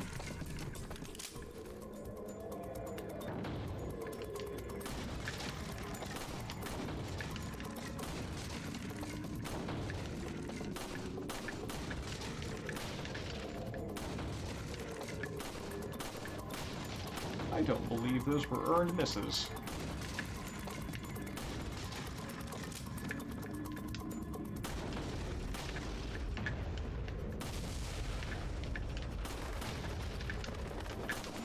Oh my god, I haven't hit that last guy a single time through. You're right. Oh yeah, so this is a little thing here. It's like usually they're pretty strict on having you reload, like you can't reload from the menu or anything. But as soon as you hit this bell, that number just ding pops right back up to a full magazine.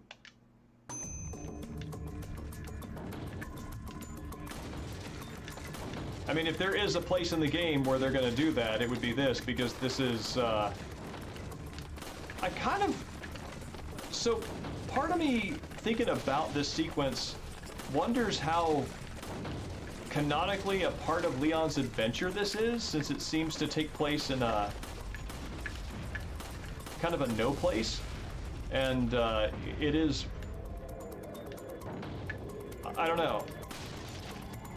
I wonder how much I can attribute this to a kind of reality that, that shared characters inhabit. Come on, fella. Oh no! Can't believe I still got that one. Inexplicably bottle cap toys and also a pocket full of money. That is one very tangible reward you get from this.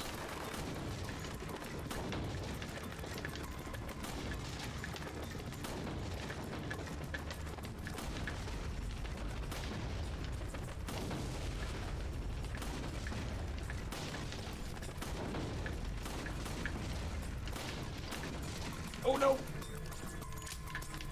Ah, missed it. Oop.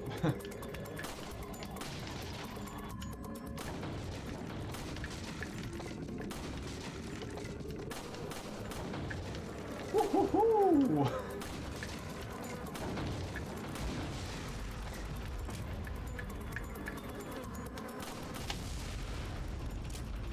Grazed Ashley's shoulder with that one. About to have a repeat of the shotgun fiasco. Welcome. Why, thank you very much. Keys and treasures. Don't mind if I do.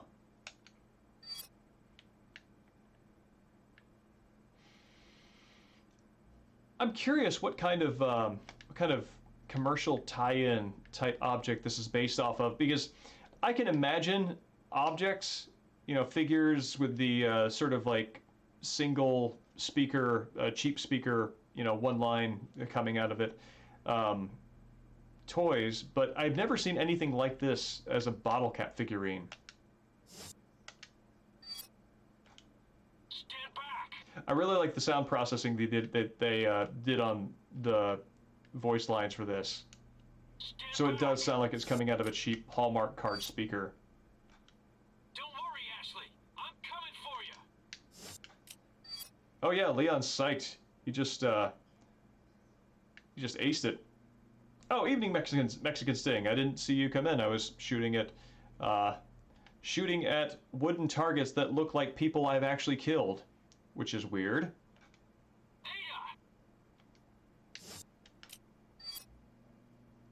Yes, he does need diazepam. Oh, because I absolutely need that to play on command. Did you send out those invitations? I told you no more than 50 people. That's kind of nice that they give Sarah's line a bit of space there, because when I'm in the tower defense area, like I don't really pay attention to his quips.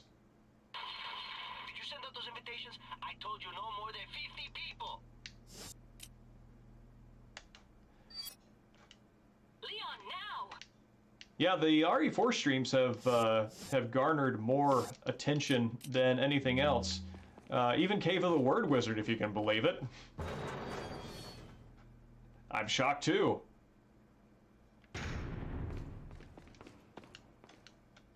Welcome. Reno Romano? Is that the VO for Luis? What are you buying? Do I? Mine thrower doesn't have an upgrade yet. What are you buying? Yeah, it does make the. I have to admit, it does make the prospect of Come back anytime. streaming games that a lot of people enjoy seem tantalizing.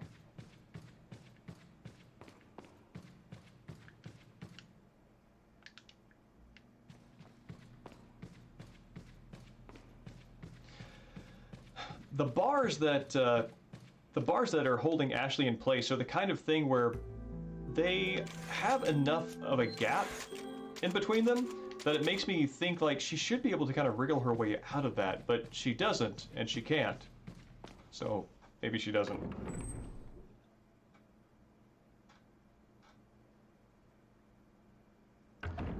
What else has he done? I'm actually unfamiliar with the name. Yes, flash grenade.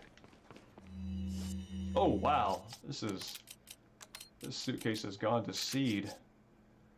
Yeah.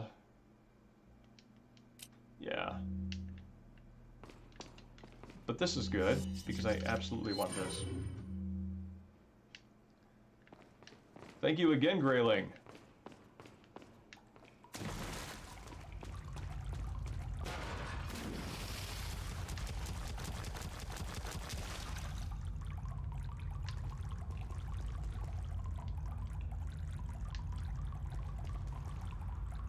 In retrospect, like playing this on repeat, that jump scare, it's not, I guess, not even a proper jump scare, but it is less of a freak out, but is extremely successful the first time through.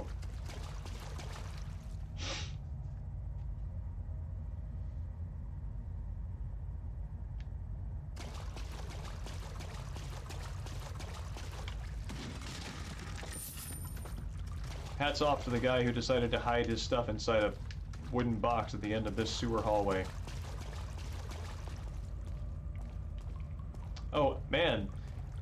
The special death that Leon has when you get killed by one of these things grab attacks is uniquely gruesome, I find.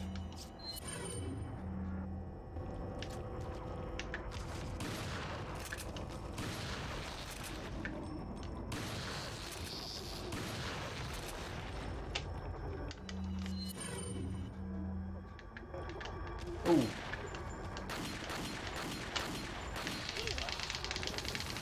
With that attack right there.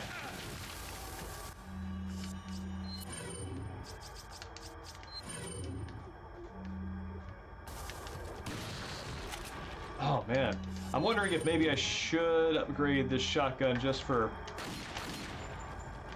safety's sake here.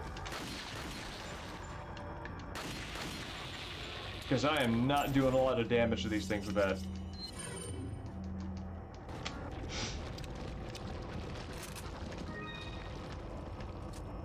Okay.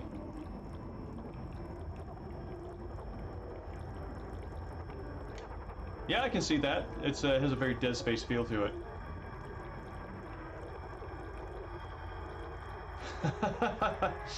Yeah, hiding snakes in the boxes was good. Yeah, I do wonder if that is kind of a cheeky Metal Gear thing, but it also works independent of Metal Gear. So if it is an Easter egg, it's kind of a strange one. Yes, the cocoon is excellent.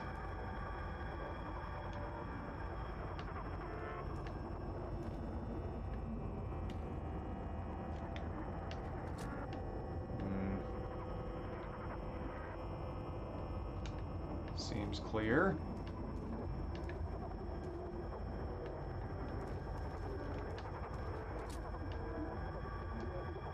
I see you there. And do not feel that is a good use of a grenade. Metal Gear.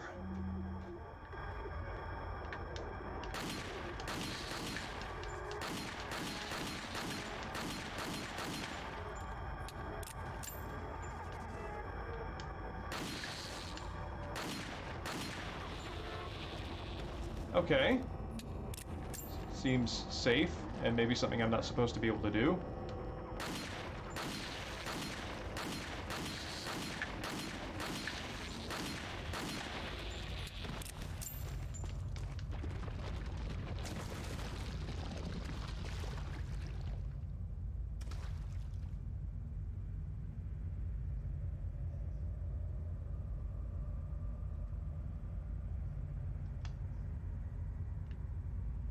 Oh, weird.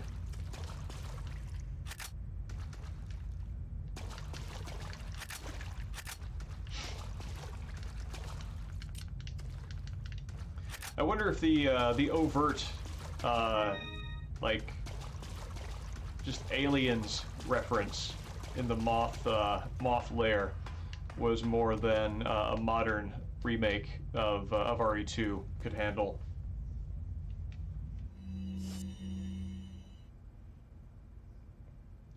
By Jack in the Box, do you mean the marketed the mascot Jack in the Box with the snowman with the nose and everything? Evening, Jorgum. It's good to meet you.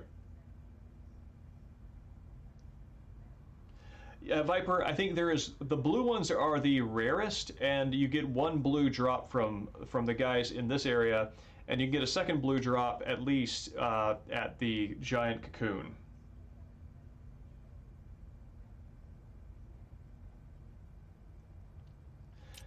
Yeah, would be kind of amazing if the Jack in the Box, if the Jack in the Box toy fame had a cannon.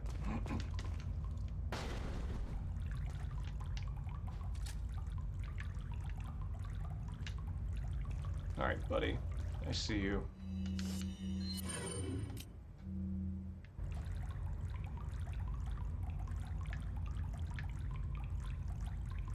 Yeah, there we go. Ha!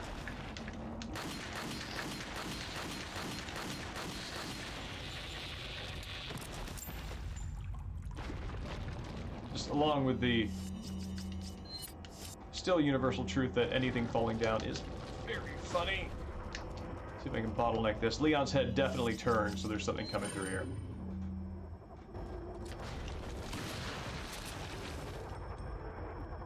Jorgum, I hear you. RE and Metal Gear are my two favorite game series. If I had to name them. Whoa!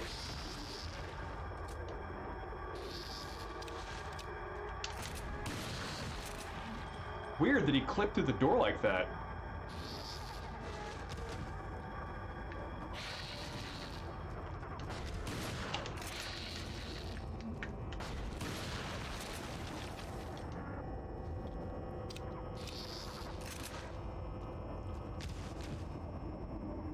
I'm not sure, Grayling. It's like he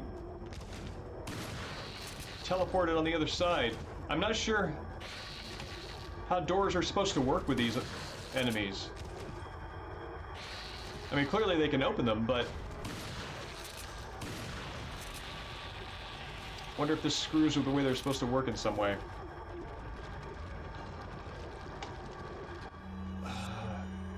Okay, still got plenty of shotgun shells. I guess I don't need to worry too much about this. I want to save that grenade for, I want to save that grenade for the Los Illuminados who are doing their ritual thing, because they drop big bucks.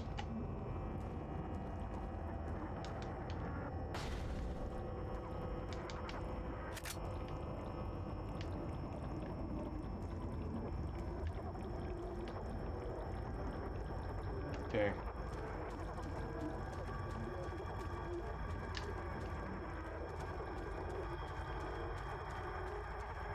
Just trying to get a sense of where Leon's head is moving,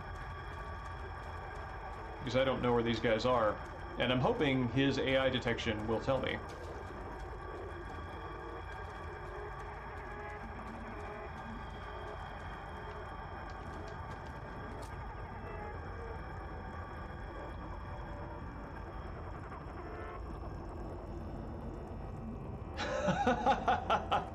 That's hilarious, Mimi.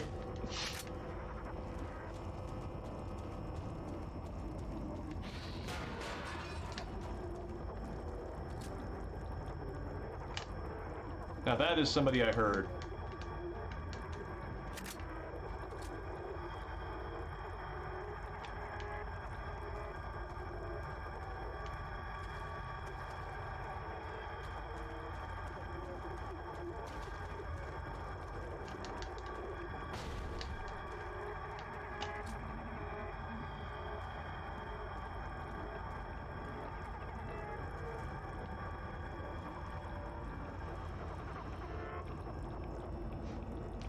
Yes, the Shenglong effect. I wonder if it's maybe kind of like, you know, the Viper posted some of these on Twitter, some photographs from some old Australian game magazines that had readers submitted tips of just like the most impossible things from the schoolyard of like, okay, so you hold down A, B, press start to get to the sound test, and then you play the songs for levels 9, 7, 1, 9, 7 in that order. Then it'll take you to a special start screen. You have to not press start, but press left and press start, and then Sonic will be green. Just like really impossible things like that. And I think that the fact that there are legit codes like the Konami code, right, like that, that have multiple inputs, that I think in a lot of people's brains, like the fact that that existed means it is plausible it will exist again, and something similarly improbable can happen, even though a lot of those codes are just simply, you know, those are debug things, right? Those are not for necessarily Easter egg advantage, but you know, to help test it in some ways. But yeah, I think that the existence of those things makes it seem plausible.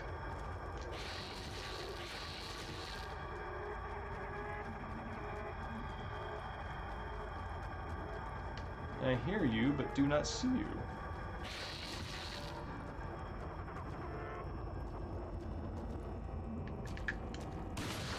Alright, make it run for the door.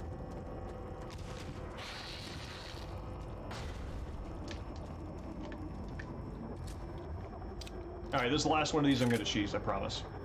I'm actually really curious to see what the interactions with the door are going to be again.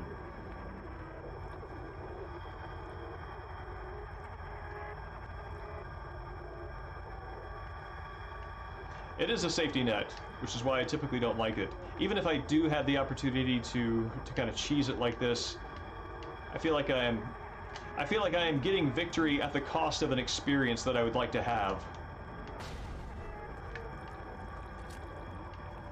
Wait, what?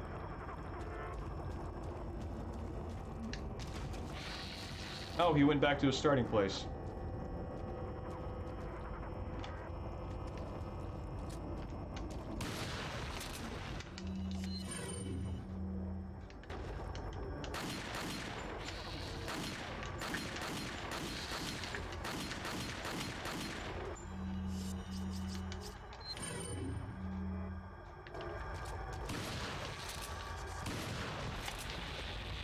Yeah, Monster's like, I saw the last guy. He was only able to phase through the door once, and you will not trick me the same way.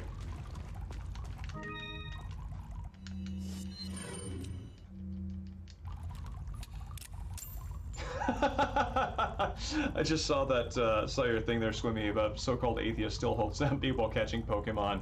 That's amazing. I don't know that Pokemon code, but because I know video games, I get it.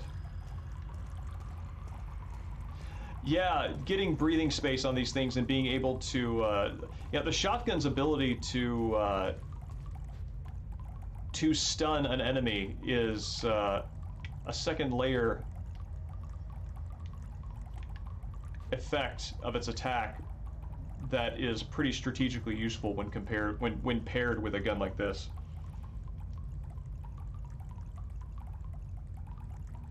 I'm wondering if that's where my dude dropped down from.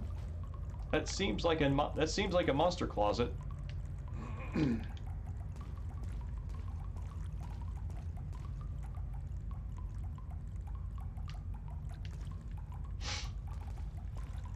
You know, I bet something similar plays into a lot of the inconsistent information about how to activate the final phone call, I think it is, in PT, where I personally am not convinced that it's not just random, but you know, people saying somebody's name into the DualShock 4's microphone, or and the like. DualShock 4 doesn't have a microphone, but into like a headset microphone is the only way to trigger it, and that sort of falls into the same neighborhood of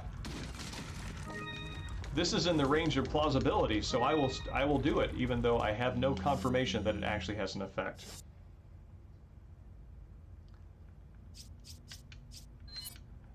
I wonder. It is possible. Well, that's the thing. Is like, was it a direct port, or was it asset dump and then a recreation in a different engine? Oh wait, let me just go ahead. Oh god, this is hideous. Hold on, hold on. No, you can't see me like this.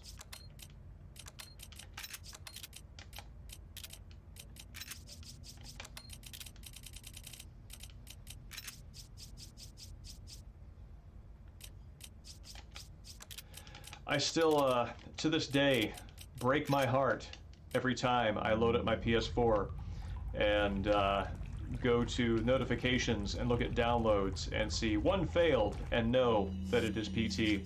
I will go to that download notification. Oh no, this match, that will not do. I will go to that notification and still try to download it knowing it will fail.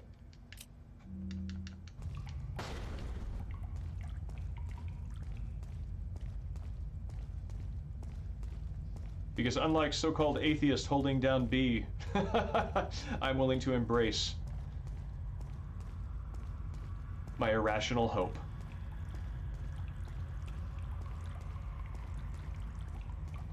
Hello, good monsters.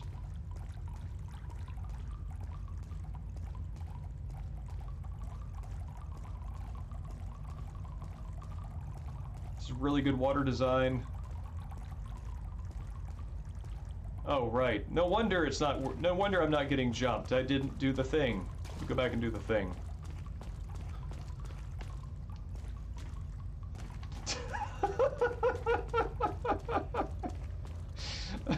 That's really funny. I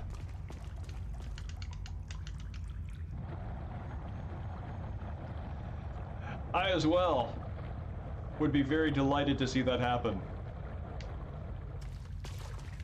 I don't know, I wonder if you trade out hope for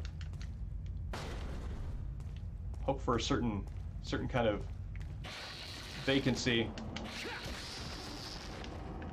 that then allows you to be delightfully surprised. I don't know what the where the epistemology on that's going, but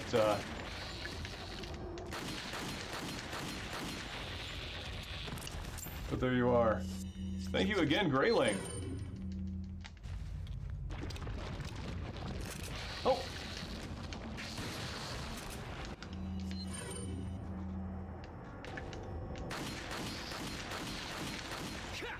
I love that prompt. It really does make you feel like Leon's cool, even though you yourself are desperately mashing the A button.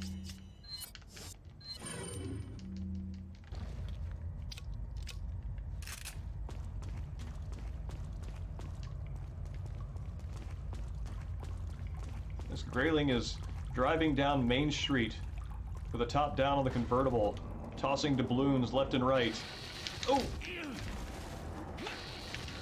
Oh, come on now.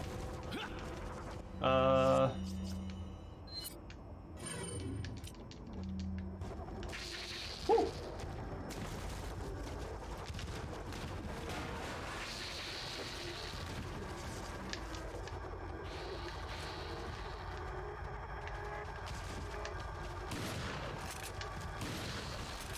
Ah!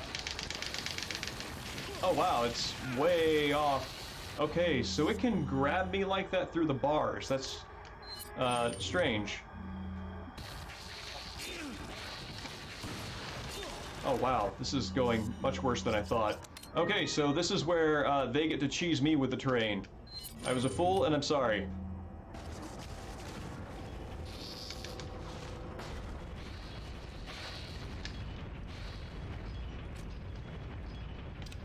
Whew.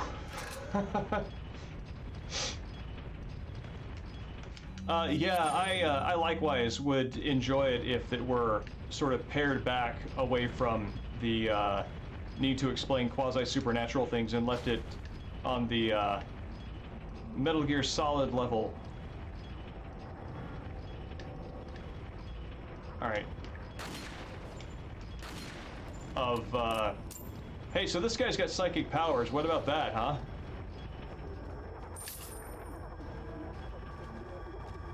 Oh man, I think if I don't kill these guys, I don't get the blue emerald, and I really do want that money.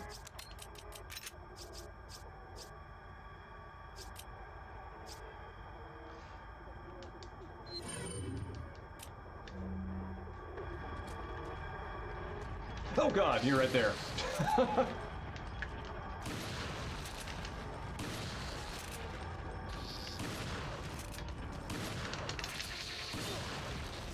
Oh god!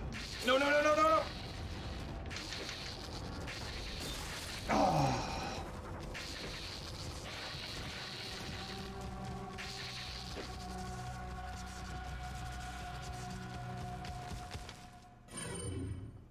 Yeah, I know.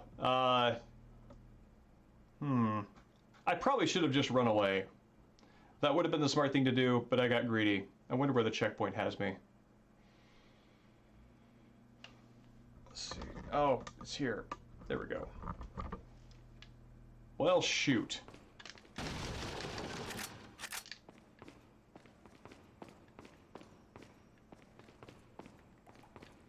Wow, this is really far back. Okay, go a little faster through this time.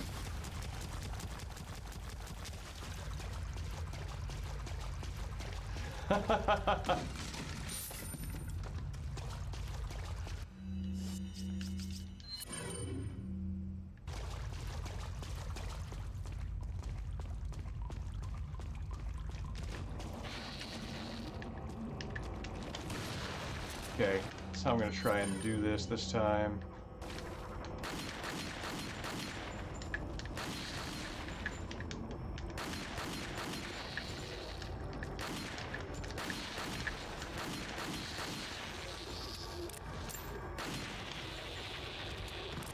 Because this is my powerful weapon, my current configuration. Oh, snap! I could have done this!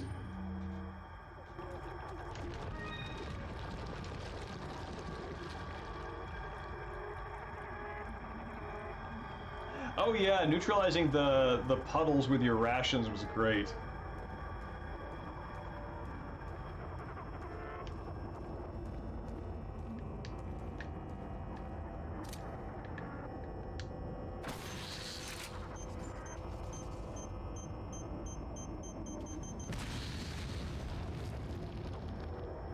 Oh, nope. That does not do all I hoped it would. It's not bad, though.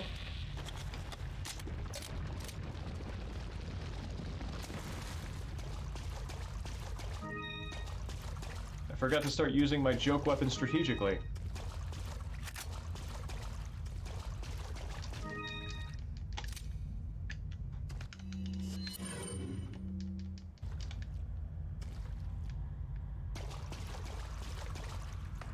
Oh, that's right, I had the camo mat. Did, Oh, hold on, this is dude here.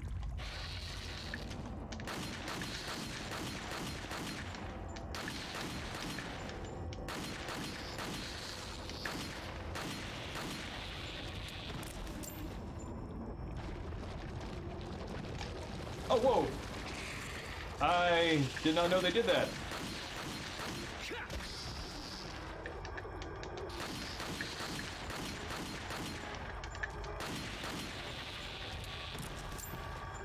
Didn't know they had a plant, like a spit attack like the plants do.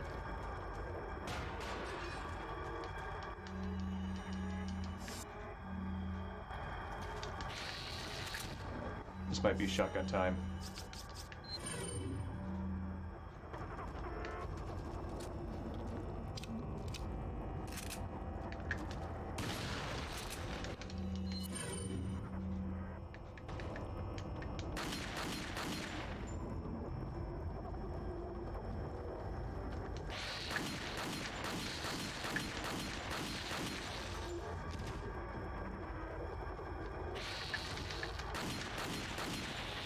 Whew.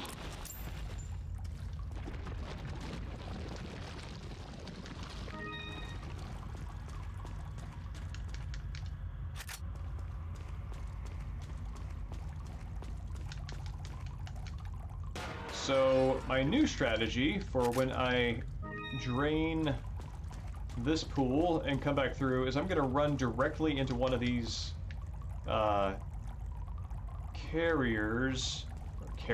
cells and use that to kind of guard my sides, because with a shotgun and that kind of bottleneck I should be able to use that strategically to get something done.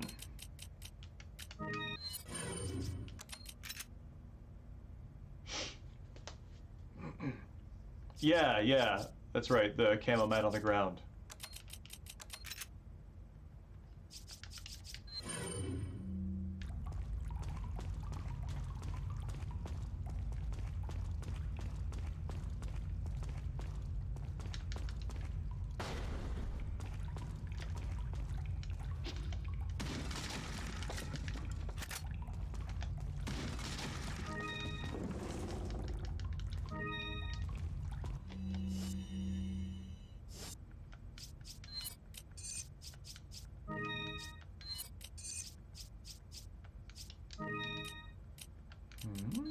Let's see.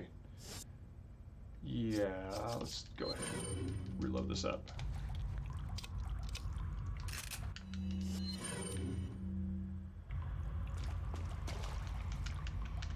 All right, here we go. Let's try it again.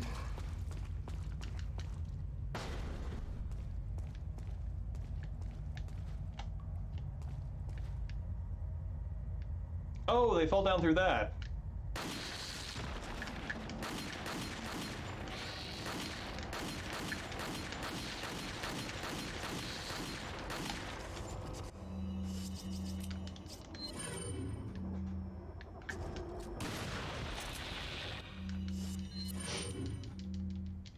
Really?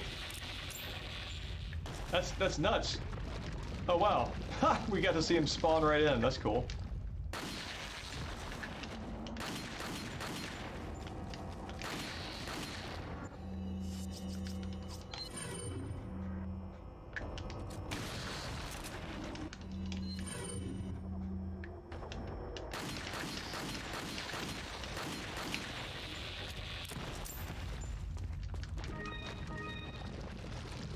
That's kind of crazy that they could speedrun that, because, I mean, with that particular trick, maybe I did not have a good enough mic or anything, but I could never get that thing to reliably work.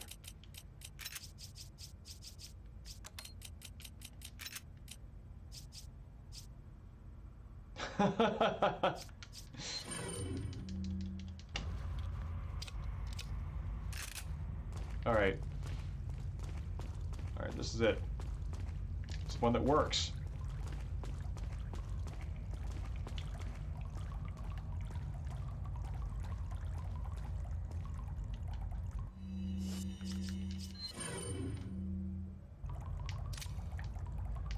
Oh yeah, no, these are totally the hunters of the game.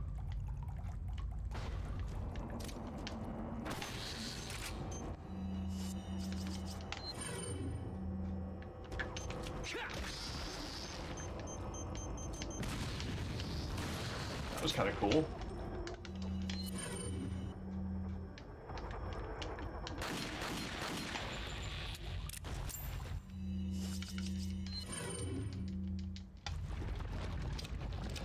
Yeah, I'm noticing the mine explosion is like it gives the kind of gives a stagger equivalent to a grenade. The mine hitting an enemy gives a stagger roughly equivalent to like a shotgun blast that doesn't knock them on their feet. Although sometimes it does knock them on their feet. Yeah, I know, right?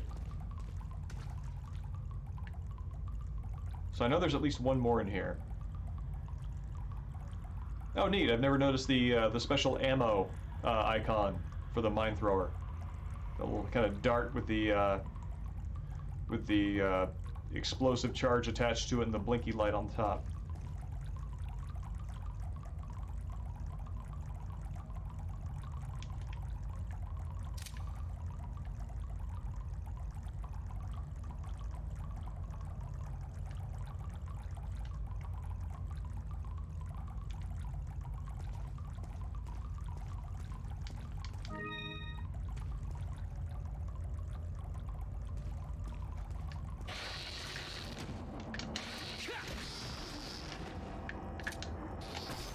Oh, crud!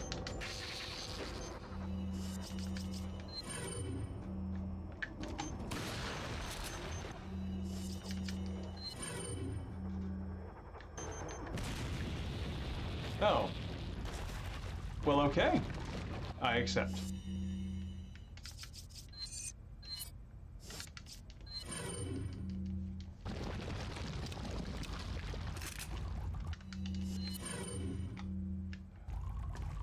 Oh, weird. No blue ones out of this batch.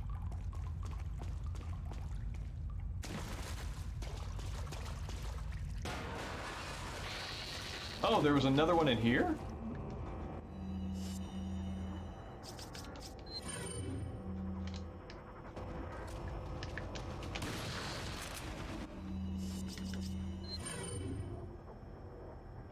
Yeah.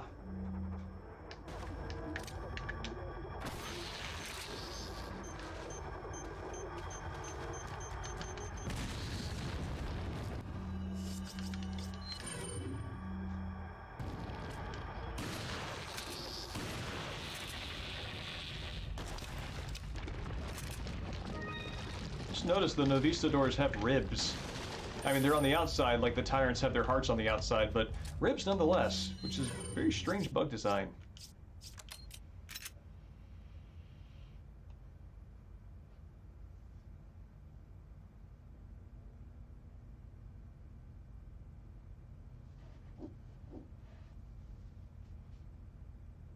Oh, wild.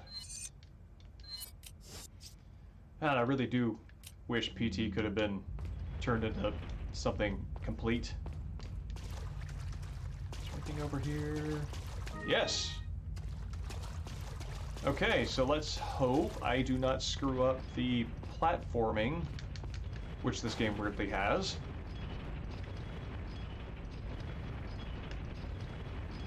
Getting some Chalice dungeon flashbacks here.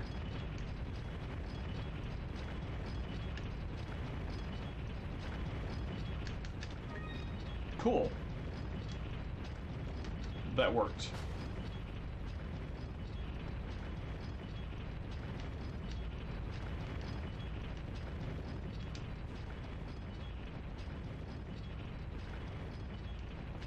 The death on the axes? Well, I'm pretty sure the checkpoints are when I go in and out of rooms, so I can probably just show you.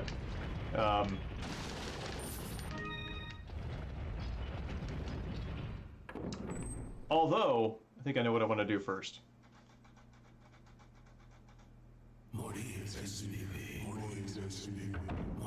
So there are a couple of ways we can do this. I want to try doing this with a mine thrower.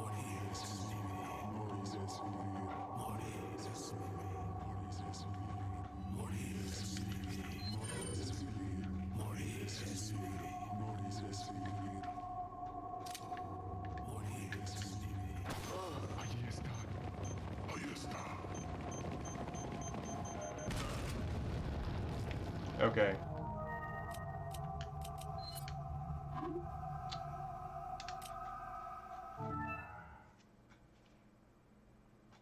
Flash is a good idea.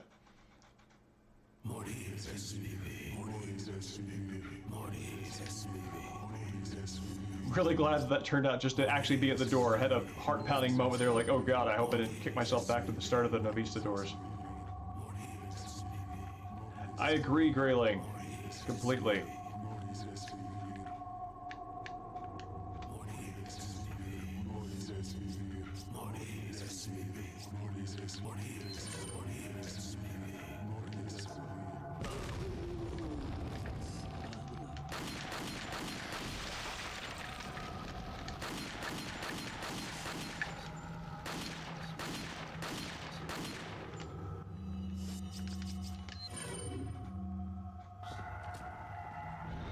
Good.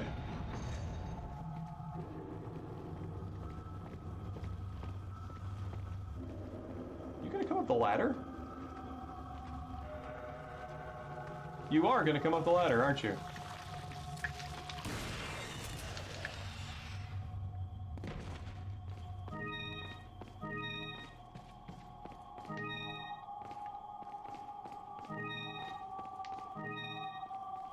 Man, everybody had the same favorite rock. Now that's a quality cult.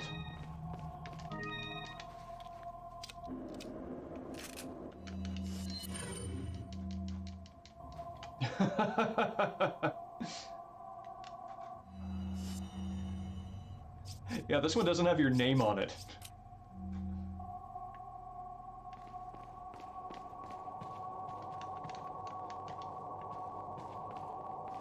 I also really dig that, like, the one guy who ran through here and closed the door behind just basically doomed anybody else to have to deal with Leon. It's one of the only instances I can think of where the Los Illuminados, or maybe any enemy, actually runs away from Leon.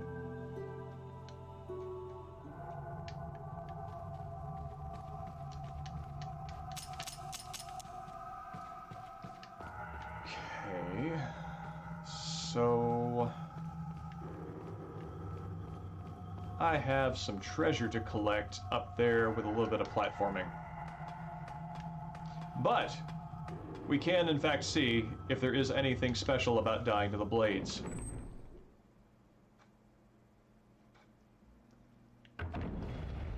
Railing again. Driving down Main Street, throwing doubloons left and right. Thank you.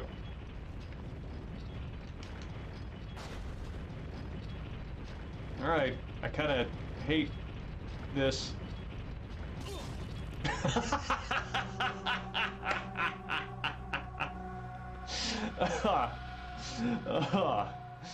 Alright. That was worth it.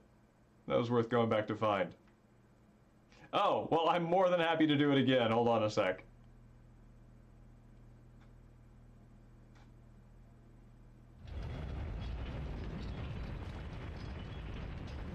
Well, Grayling, thank you. That's very generous of you, and I appreciate it, as I know everybody else does. Alright, you ready? You ready? Here we go. This is it.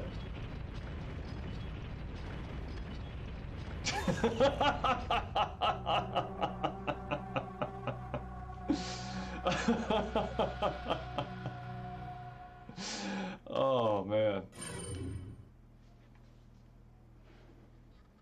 I've actually been too afraid to ever get caught by the blades, because ever since oh, what's that Edgar Allan Poe story? The one with the cutty swingy thing. I think the name of the story is literally the name of the object, and I don't remember it.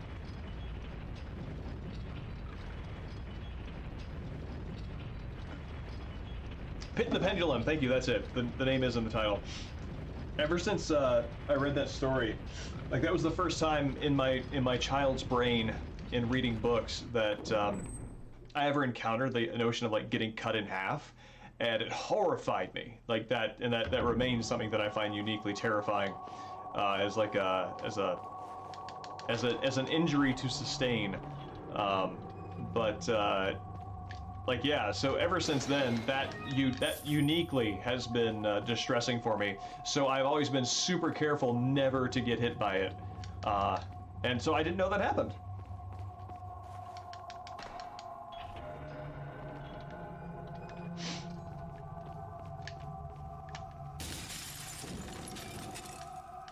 All right, elegant mask.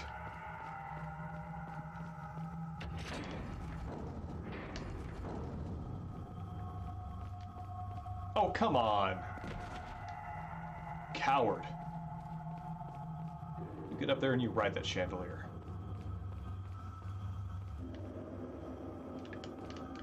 Welcome. Oh, thank you, Grayling. That means a lot. What are you buying? Mind the art? No. Come on, man. Help me out here. I'm actually thinking I might need to sink money on a rifle. Yeah, the merchant like watched all of it and was like, ooh, I mean, a customer's a customer, but... What are you buying? Just to be clear, I am taking your filthy money.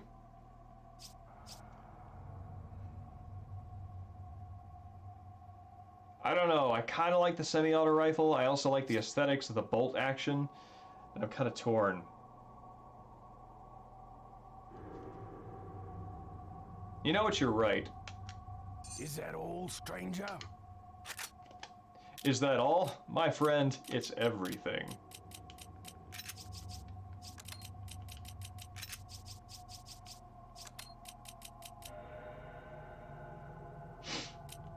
No, you're right. The reload animation, that's a powerful argument for it.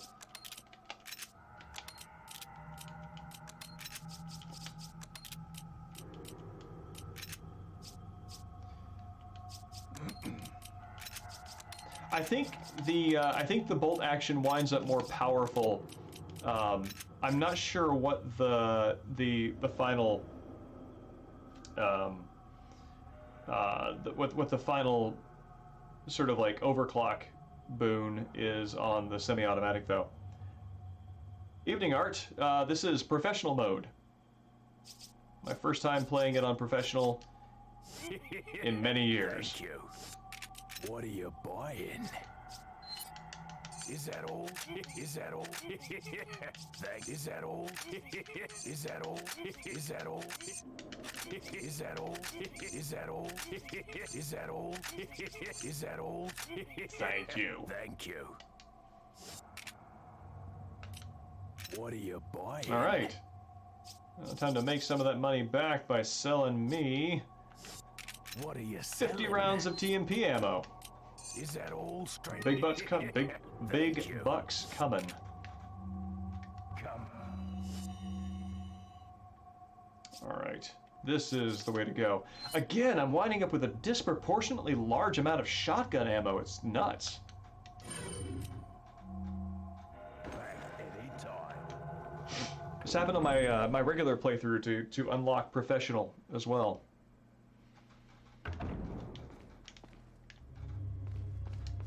This music here is the first time I hear it, and it plays more frequently than I think any other stage music for the rest of the game. This sort of chewing sound effect that creates the rhythm.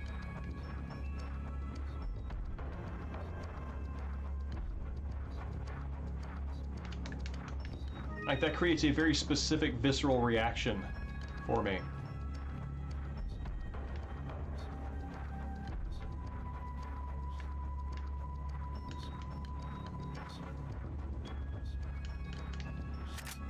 It's it kind of has the effect that a lot of the Silent Hill soundtracks do, where it's like it's an industrial sound, that creates the rhythm, but this one sounds also just kind of a little organic. Oh yeah, this is a great set piece.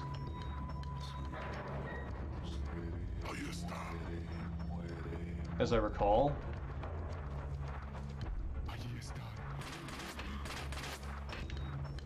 Also, it's a pretty good thing I have this rifle because... Oh, cool, I have some handgun bullets.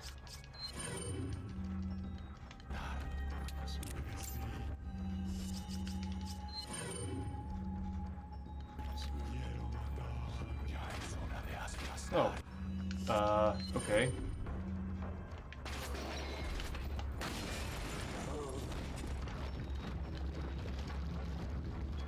Anybody coming on my right? Nope. Cool. Yeah, I think he's wearing looks like a ram's skull.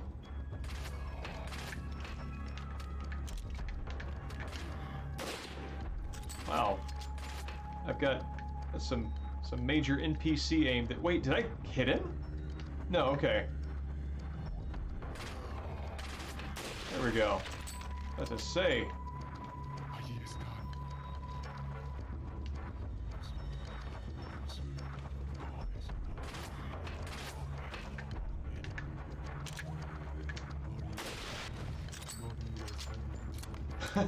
Yeah, that's right.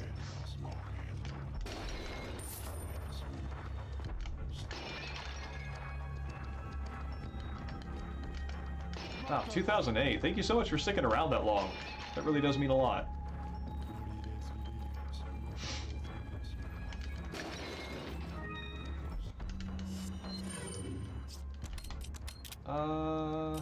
Okay.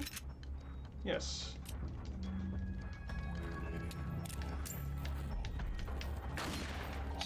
Yes. Aw. That is not the satisfying head crunch I had hoped for.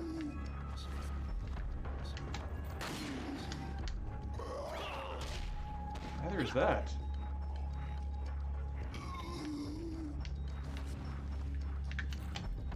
Oh. I mean, I don't want to give you a hard time on your way out the door, but that was kind of a letdown, fella.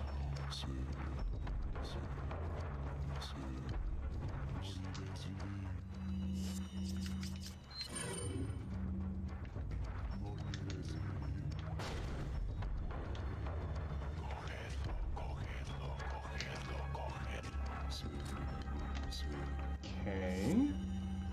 I'm probably hearing them upstairs. It sounds a lot like they're, like, to my side here.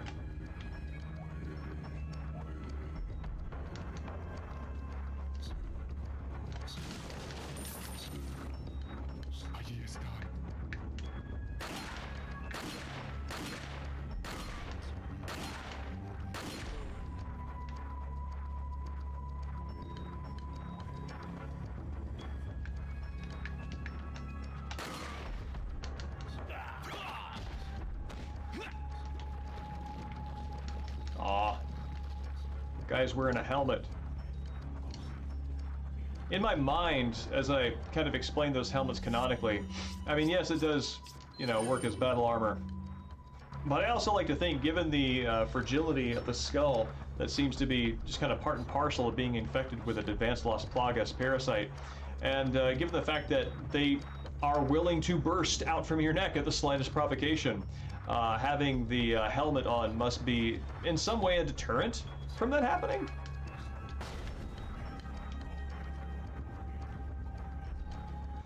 I see you.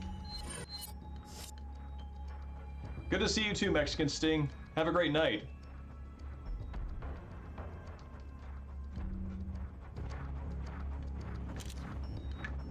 Ah! Punk. Oh yeah, the panda is around, but he's under a bed, which makes him challenging to access.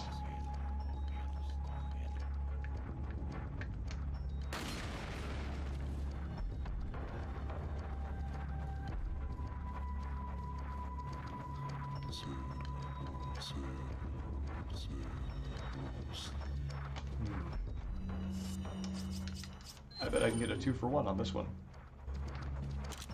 Morir es vivir. Morir es vivir.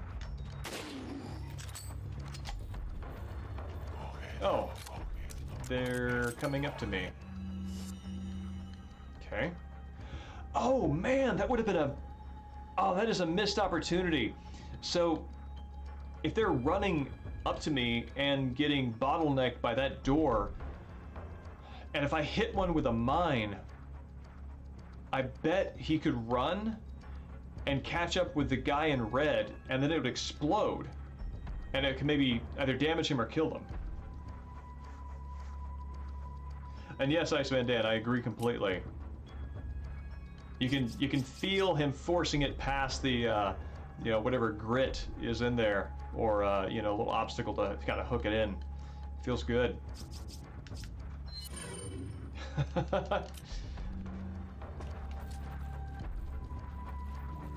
Panda has a notion, but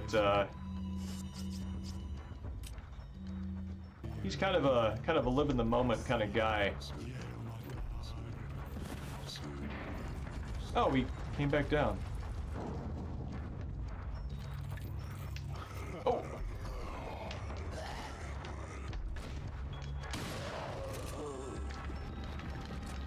I'm gonna be fighting this guy on the giant giant Gatling gun, aren't I?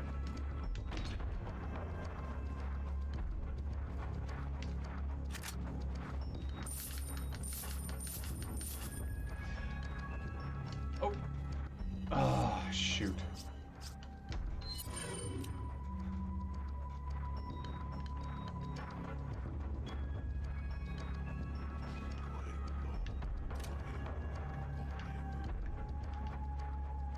Is he still on this floor? I did not hear him go through the door.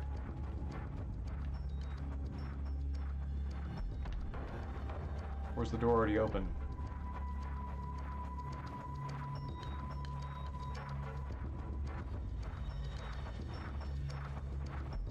Alright, he went through.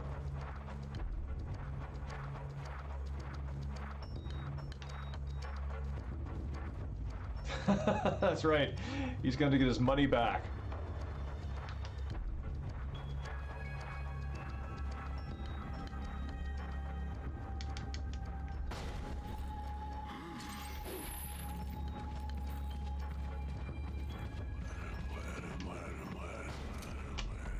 Oh, wow.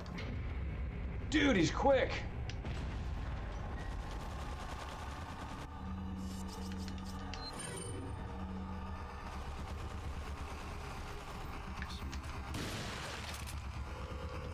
Jeez.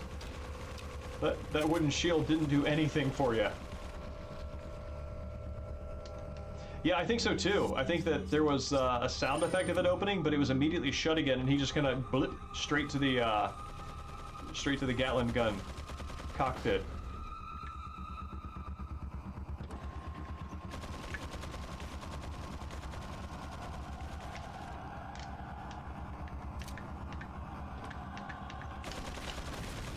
Oh, whoa! He shot it out of the air!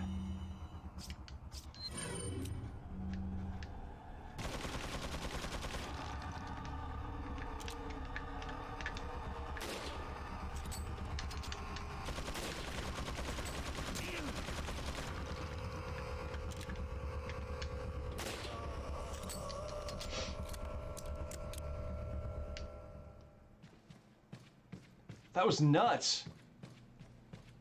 I did not know that other enemies' projectiles interacted with mine in the same way. I'm used to being able to shoot things like dynamite sticks or something out of the sky, but that was cool. Yeah, I know. He can phase through doors, and he can. I mean, again, the one qualification for getting a red robe is not theology or innovation of belief or piety. It's how well can you take a punch.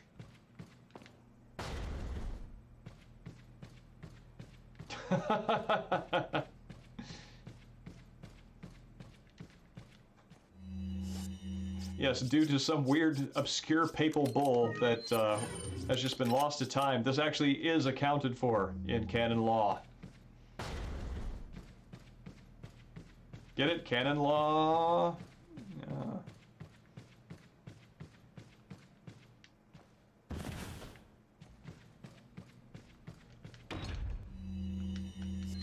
Oh, right.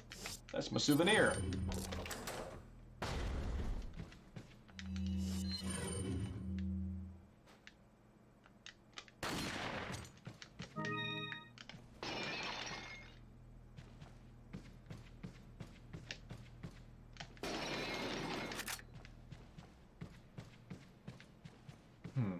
I wonder what the vase to Los Illuminados ratio is. Thank you, I was proud of it.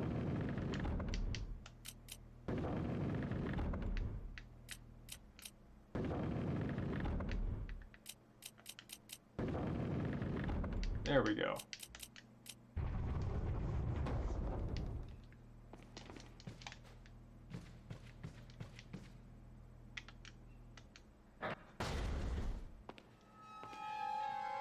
Oh, this can go south real fast, I remember. Pleasant surprise. But I'm afraid it's Ashley we need. Not you, Mr. Kennedy. If you don't need me, then get off my back, old man. Did you say old man, Mr. Kennedy? It might come as a surprise, but I'm only 20 years old. So you're just like all the others? A puppet of the parasites? Surely you don't think I'm the same as those diminutive ganados. The parasites, las plagas, are slaves to my will. I have absolute control. Well, I really don't give a damn. Rain or shine, you're going down.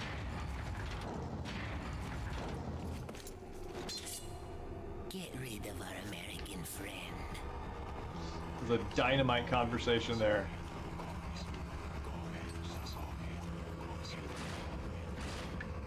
Allí están.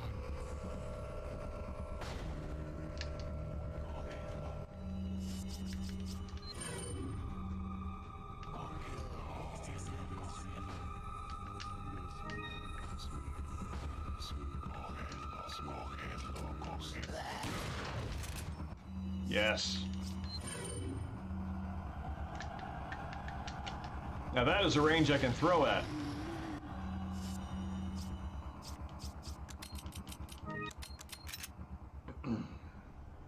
Yes.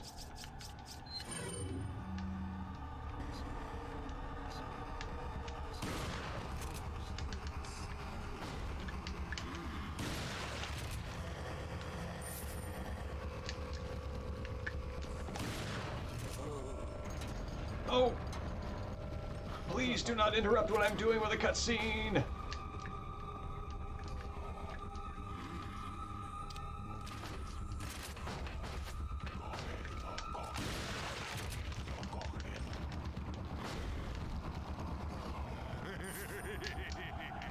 Oh god!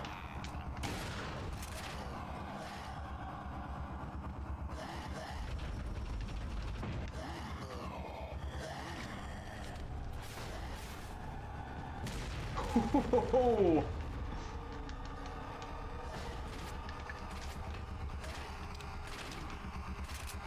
I feel like friendly fire doesn't mean a whole lot to these guys.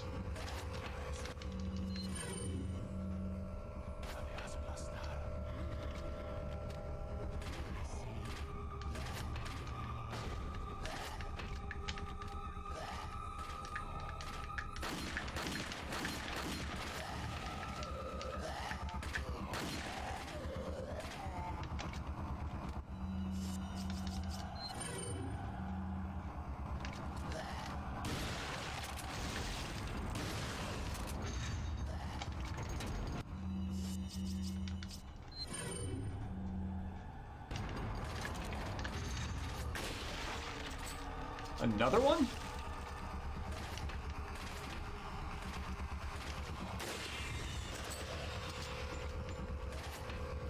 That is a surprisingly high frequency. I feel like... I guess it just depends on the parasite's development. and not on the skill of the person who is infested, but I would have thought that parasites would be assigned to more close-range villains.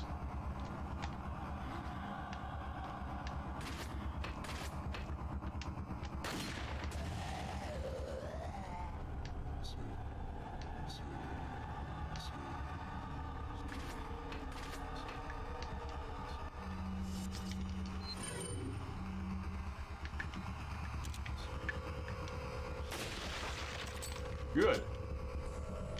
Oh, I bet I can hit you from here.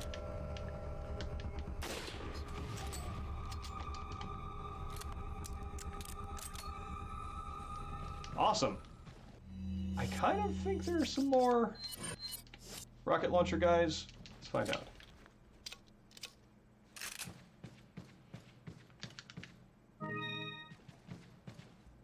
With this set piece in particular, I either do, you know, well and survive like this, or I die almost immediately out of the gate. Again, those scythe-throwing guys, I don't think that their scythes do incremental damage when they throw them. I think it's just I think it's an instant decap if it hits you.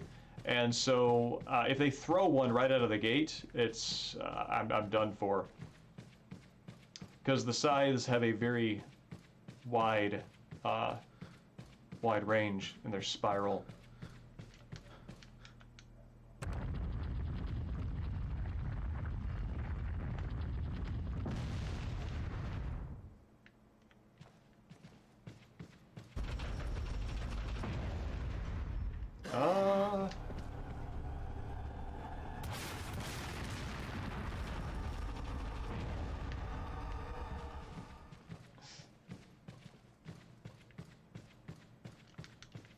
So many hyper-specific uses for these installations.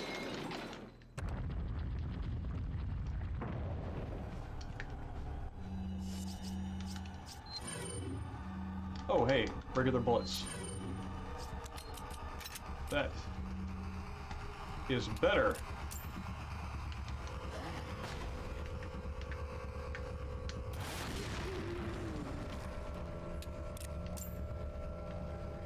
No dejas que escape de la isla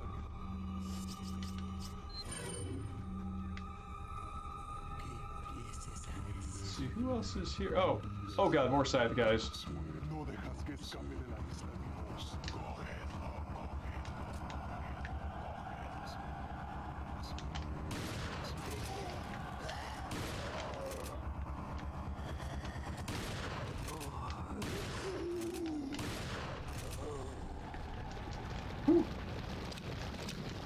And he was rearing back to throw it.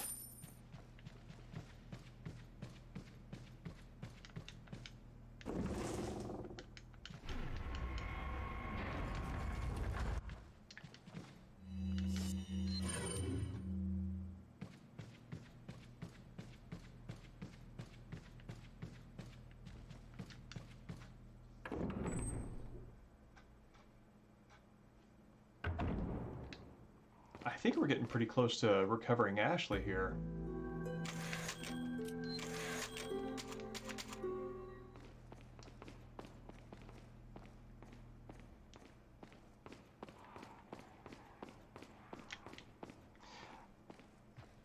I find that after going through the village and having all that experience in the outdoors and being sort of vulnerable on all sides and feeling, you know, a lot of horror come from that vulnerability, being inside the castle provides a kind of security which kind of weirdly works against the terror of being sort of being open on all sides. But then once you get out into the open like this and kind of, you know, in your imagination, putting yourself in Leon's place, kind of feel the vacant space with the skies. I feel like the claustrophobia in the inside the castle becomes a much more feels more tangible, I think. Like Like, you can really feel how that has started to affect your sense of safety in the constriction.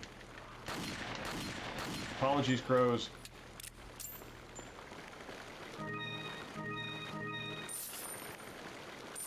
Oh no. Oh no, they only had 600 pesetas on them. I thought they had the velvet blues on them. I'm a monster.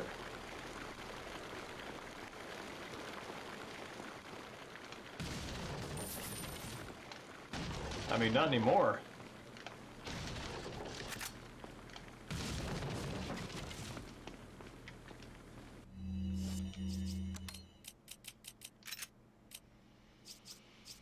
Let's put you here.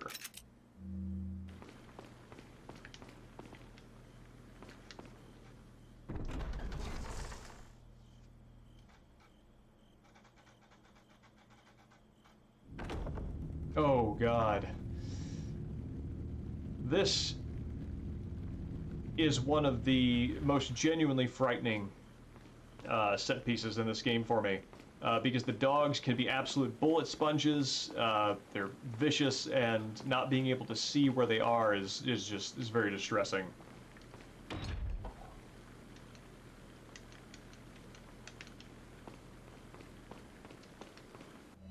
Yeah, I'm really glad that I did not use a grenade on them. The crows that are in the El Gigante area are worth Mr. nuking, Kennedy. but Still very few alive, others. I see. So, do you like my garden? I see you've managed to work in a little of your twisted taste here, too. Sagacious as I am, even I get lost here sometimes. Even if it takes your whole life, you'll never get out. Do you know that no one dies without a cause? You will satisfy the stomachs of my cute pets. Now, if you'll excuse me, I have to tie up a few loose ends, like chasing down a couple of rats. See, this would have been 2 rats. 2000. If one's Lewis, who's the other? Huh. They're an intruder besides me? Leon's still monologuing to the empty comm device. Yeah, this would have been. So this was like 2004, 2005, and iPhones would have been either would have been very exclusive at that point.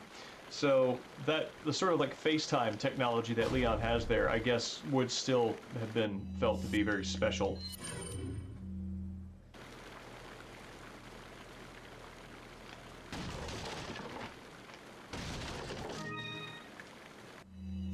All right.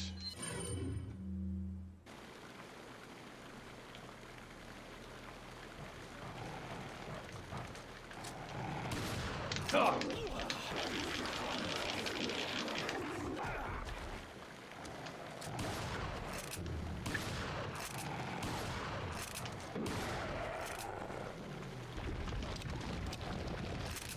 Whew. Took off a chunk. Yeah, I know. This is going places.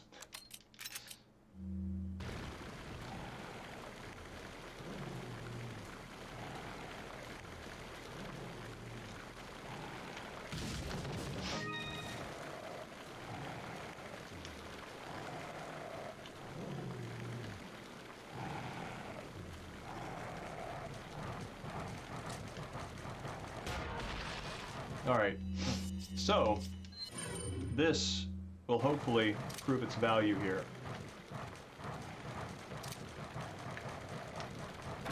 Oh God, it's not proving its value.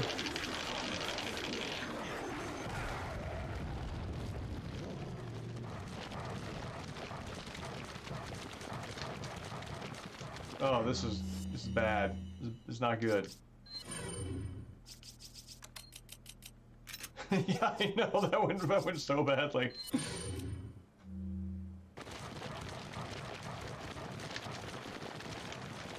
Ah.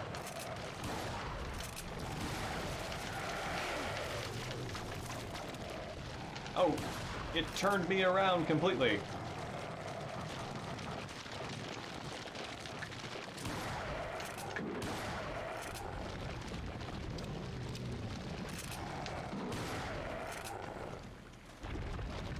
Woohoo! This is costing me. It's fine, I'll keep it.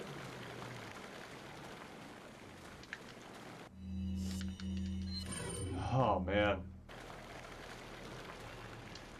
So what I think probably happened, I'm used to being able to kill those things before they jump out of the carrier. So I was thinking that by hitting them with the mine thing, they would still be inside.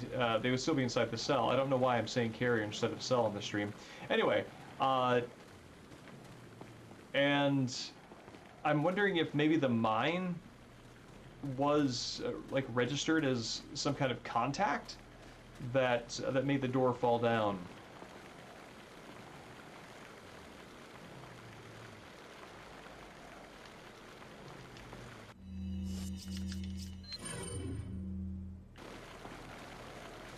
Well, I gotta say, by holding out on upgrading this thing while waiting for the striker, I'm absolutely feeling the weight of a non-upgraded weapon this late in the game. I guess not even a skill game at this. It's not even a matter of skill at this point.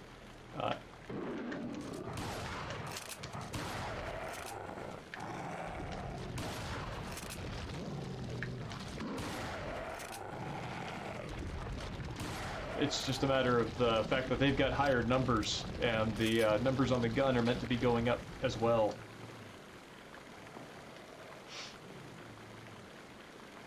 Yeah, I think if the mine, I think I got lucky with that Novistador. It might have just kind of like generated it at the lower end of its sort of HP range. But I think that if it's not stuck in an enemy, then it doesn't do the kind of damage that one would hope.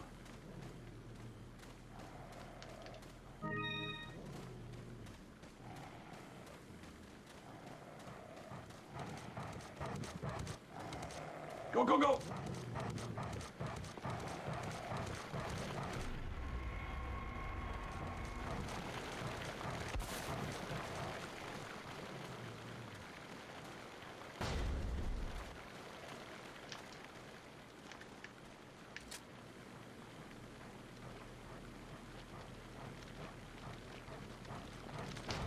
Oh god, they can open doors.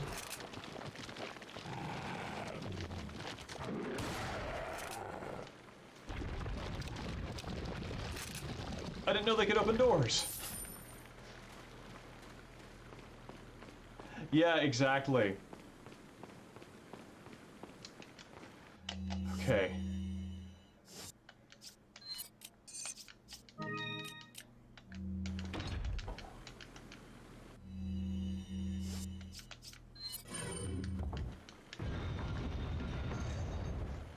Okay.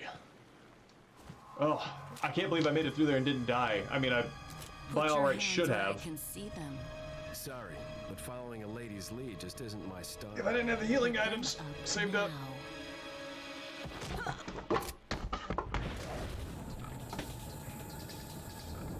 There we go.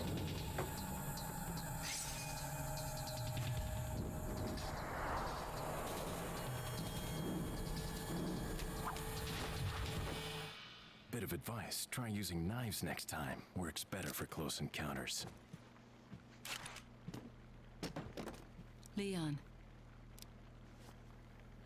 Long time no see. Ada.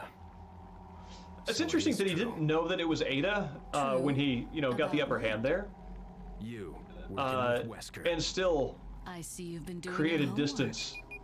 Why, Ada? What's it to you? Why are you here? Without incapacitating Why'd you show up somebody who like was this? clearly ready to kill him.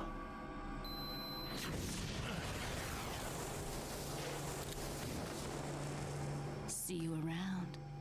Ada!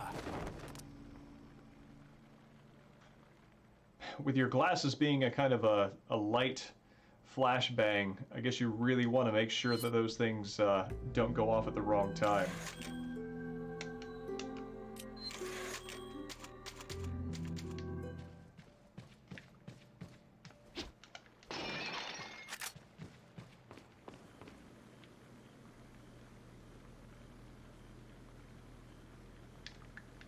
Yeah.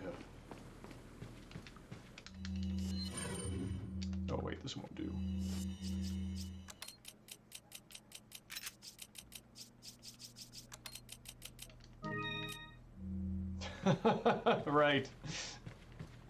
That's, I mean, for all of the sunlight that they block out, they just collect it, ready to release it all in one gigantic burst.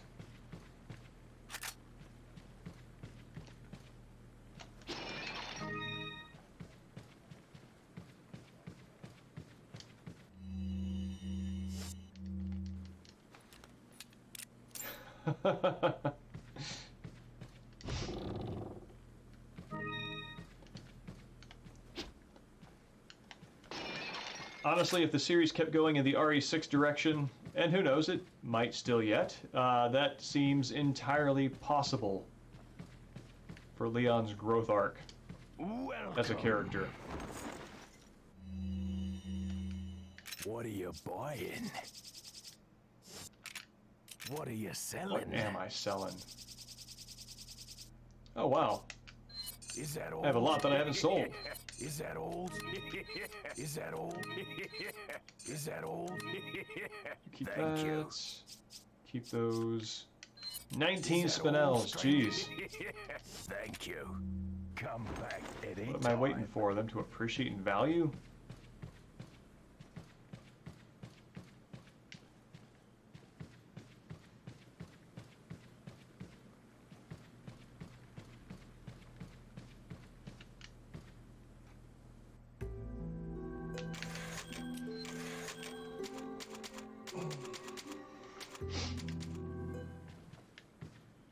I'm not sure how I feel about them putting like a save typewriter right at the beginning of the chapter. Since I did just save, I appreciate not having to redo all my shopping again if I reload.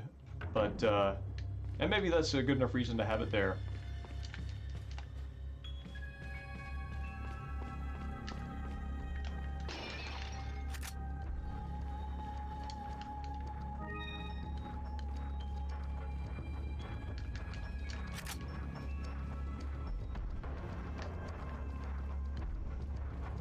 I wonder if I missed a mine thrower upgrade.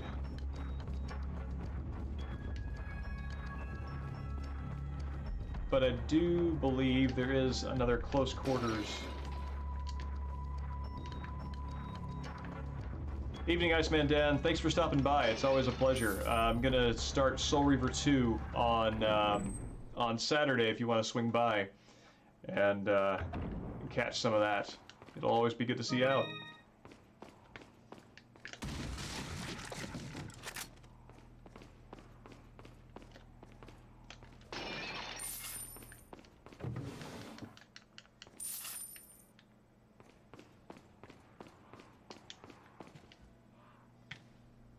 I think there's a snake in here?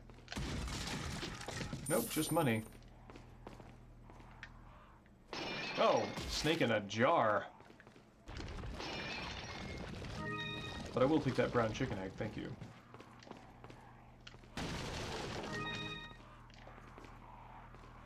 Have a good night.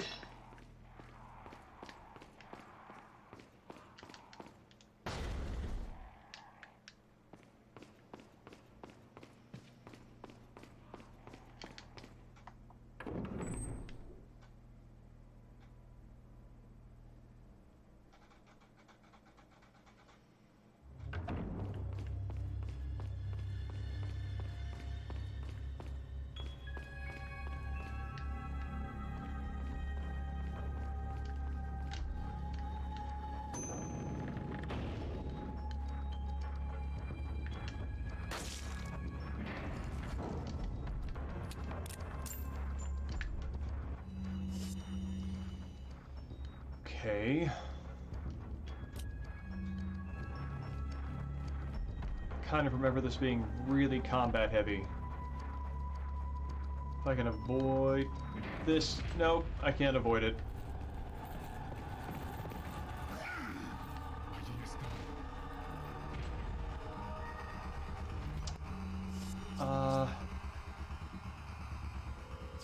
Oh, this is a bad situation.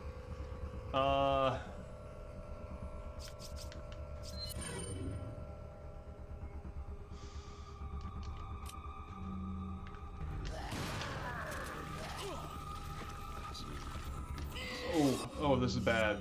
This is real bad.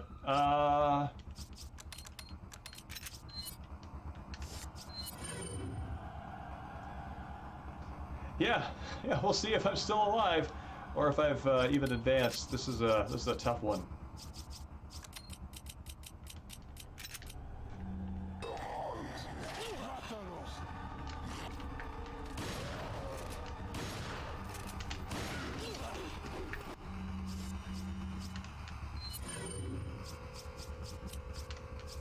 Shove this chicken egg in my mouth. Allí están.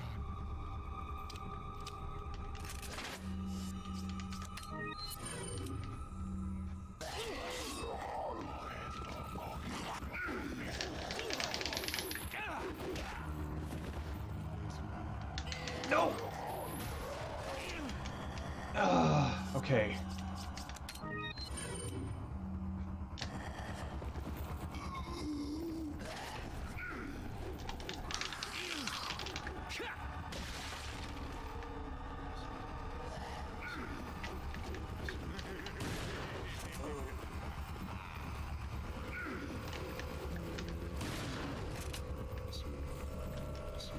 Jesus.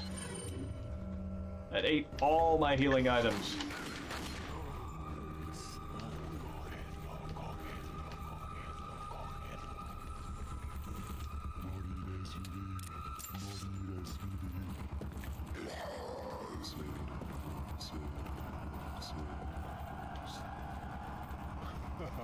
Keep a safe distance. And shoot these guys.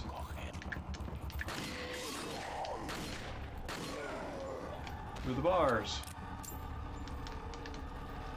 No, no, no, no, no! Do not do that!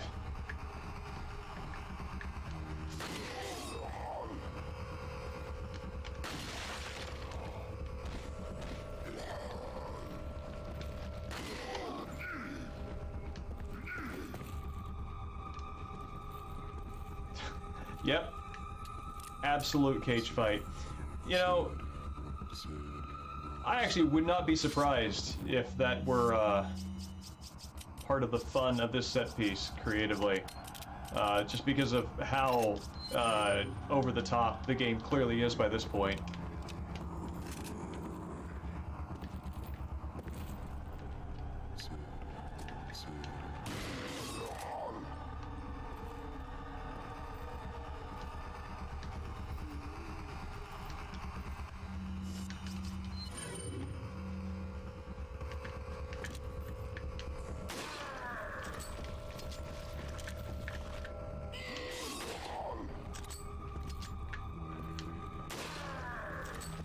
Oh, I very much want whatever healing item that is.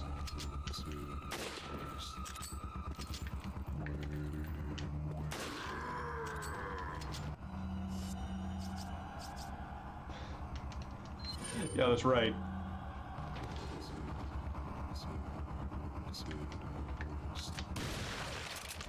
Ah, the healing item despawned.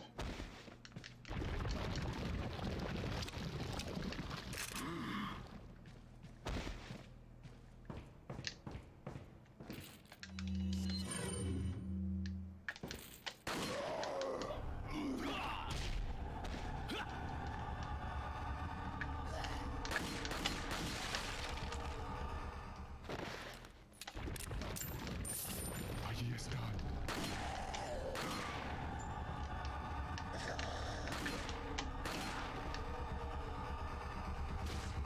Oh, crap. Okay. Cool. I don't think that it survived. I think that that enemy in particular can't survive very long outside of its host. So it should be fine.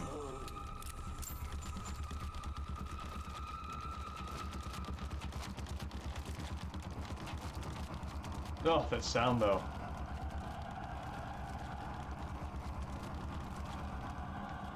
Gruesome and excruciating, which my brain wants to turn into excruciating.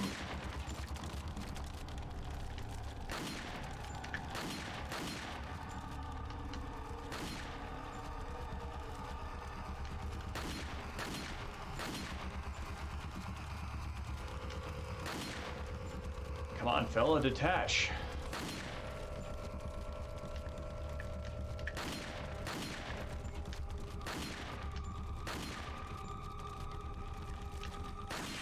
There we go.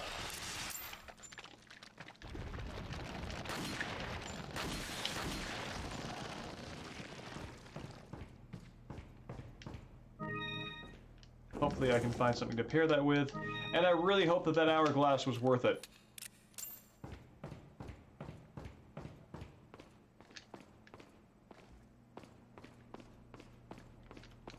Well, that's nice.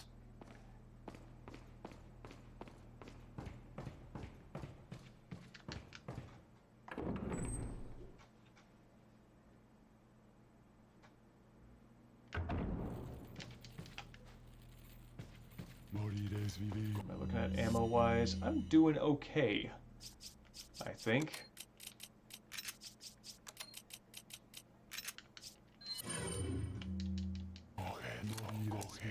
Cogedlo.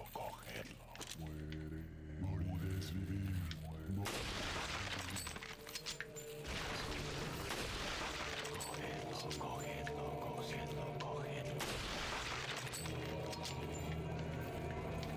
Feeling super glad I got this weapon now.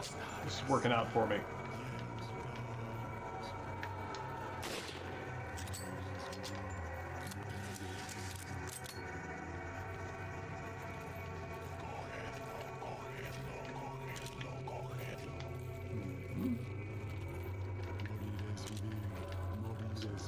Gonna try and be a little conservative here until I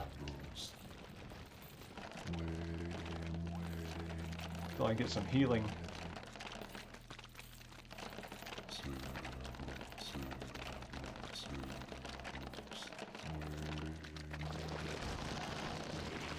There we go.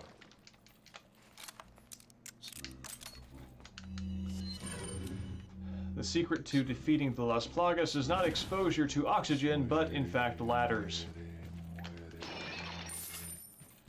Cerebros. Muere. Oh, there you are.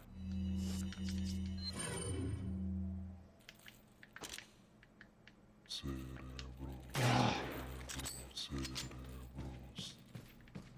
Muere.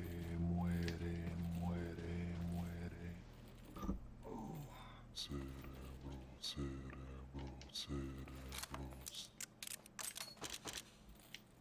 Muere. There you are. Cerebro. Let's see, is there anybody else I can get a bead on from here?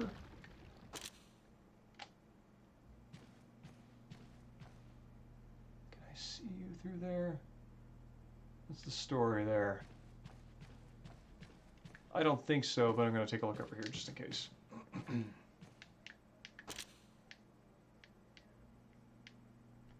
Nope. Gotta go wrestle him proper.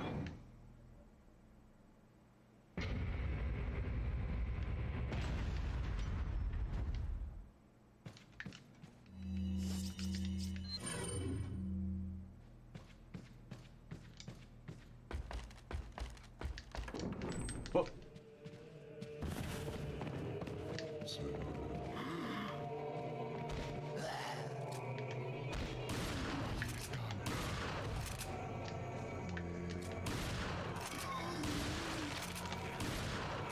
Yo. Oh God.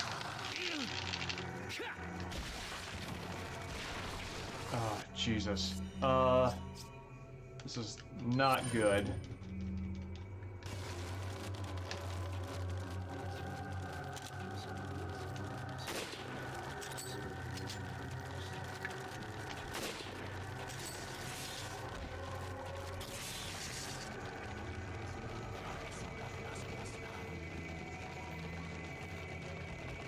Ladder, do your trick.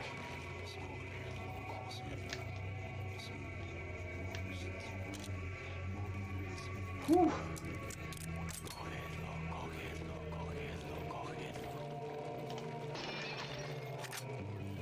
Please. please be good and drop something for me?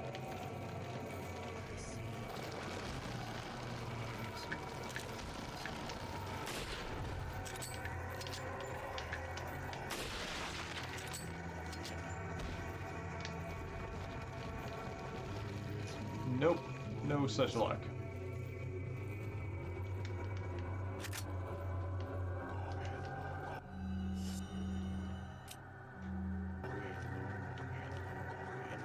Got like 1 HP here.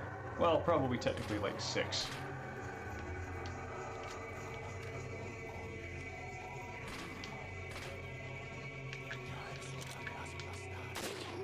Still not the situation you want.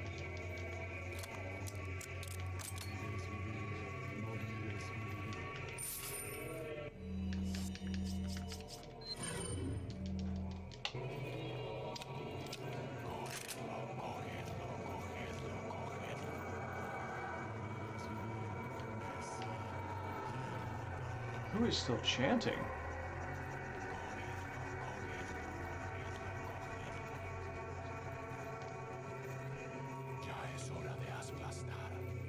Alright. So, I'm not seeing anybody under the ledge, so if I jump down I should be okay, but I'm going to run across that couch just in case. I'm very wrong. Okay, it's got to be somebody upstairs.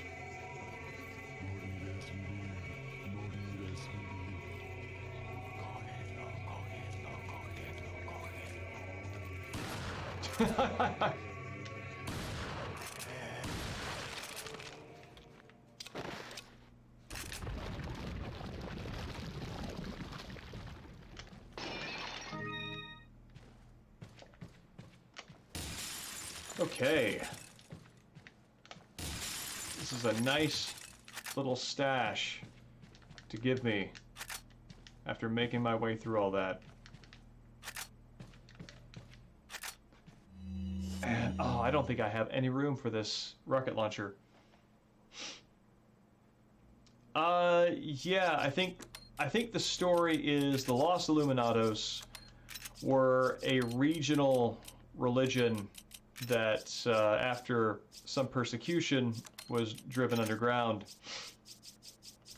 And part of their deal was they worshipped these parasites or incorporated these parasites into their, religious identity in some way. And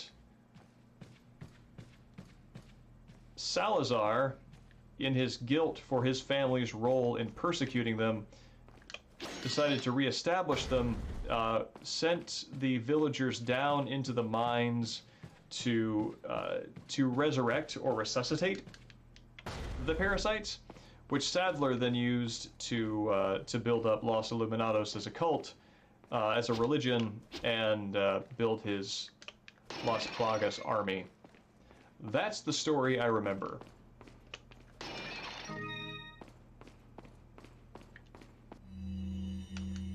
What are you buying? Oh yes. Is that all? Thank you. What are you buying? Yes, I do in fact Is want that all? this. Thank you. What are you buying? Oh, a scope for the mine thrower. That Is that seems all? weird and needless, and I want it.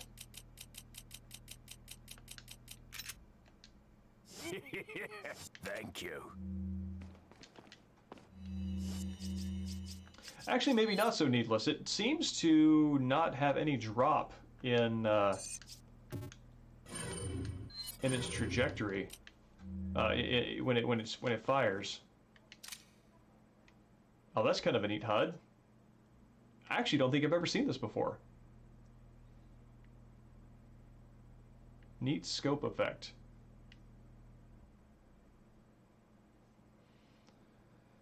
See, the middle two seem to be operating on their own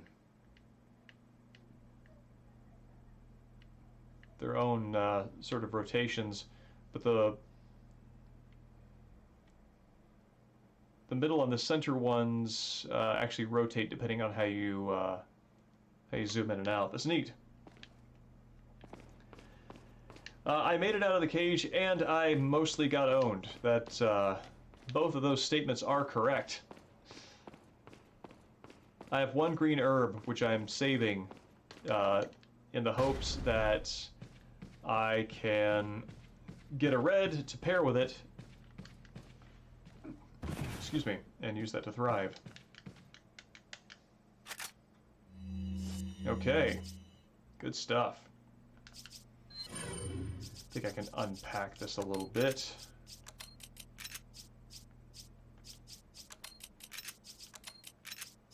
No, it's...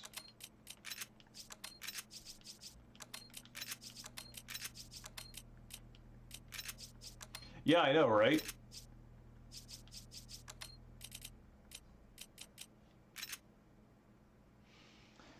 Okay, that feels okay for now. Oh, this is one, this painting here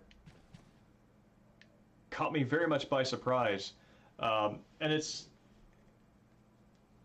an instance where knowing things outside of a game can kind of make the experience of the game a little more ridiculous. Because this is, of course, the School of Athens painting, and having had the fortune to see it myself, it's not this big. This is kind of a ridiculous ridiculous sized version of it. So, like, knowing that the School of Athens isn't this big, and it stops being a generic piece of art because I recognize it, kind of pulls me out of the fantasy a little bit, or forces me to reconstruct a canon wherein this world apparently, I mean, maybe they copied it. Maybe that is, in fact, the original. Who knows?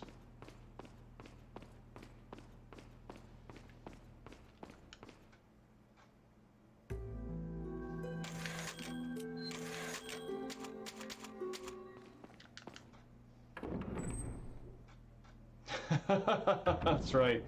Yeah, don't get it wet. It's an inkjet. Leon, I got it. It's near perfect comedic timing.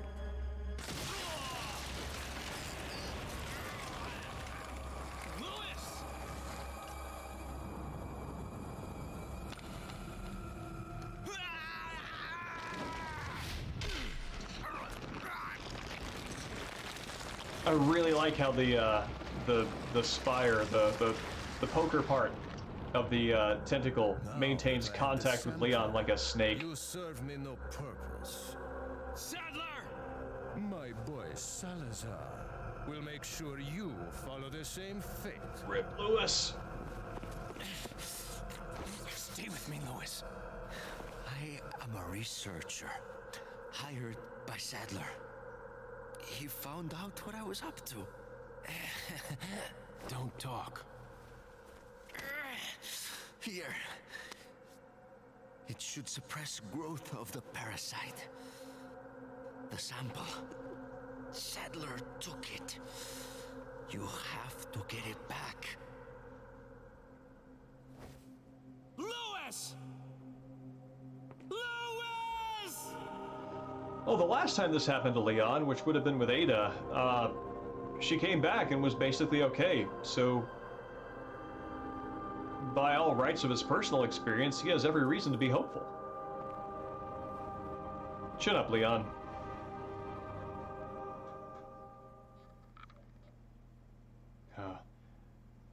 Having had to take some horse pill-sized pills myself, I look at the size of those things in that container, and it almost makes me gag just looking at it.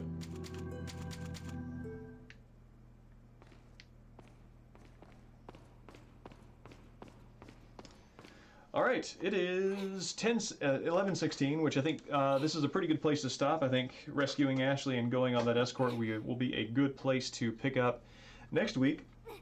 Let me think if I have anything kind of stinker worthy here. to play. I kind of don't think I do right now. Yeah, well, I think I'm just going to call it a night early tonight. So thanks everybody for coming out. Grayling, again, thank you so much for your generous subs to so many of the regulars who are out here. I know they appreciate it, and so do I.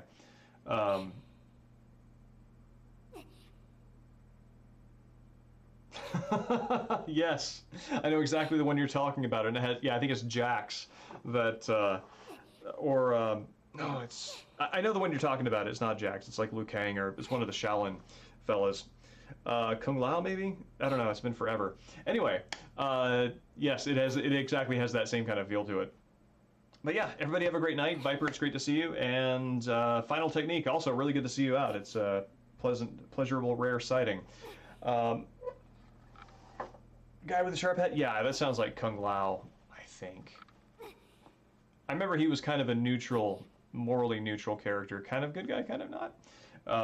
But yeah, I will be doing the start of Soul Reaver 2 on Saturday, 7:30 p.m. Pacific Standard Time, maybe kind of toward 8. It's kind of how it tends these days.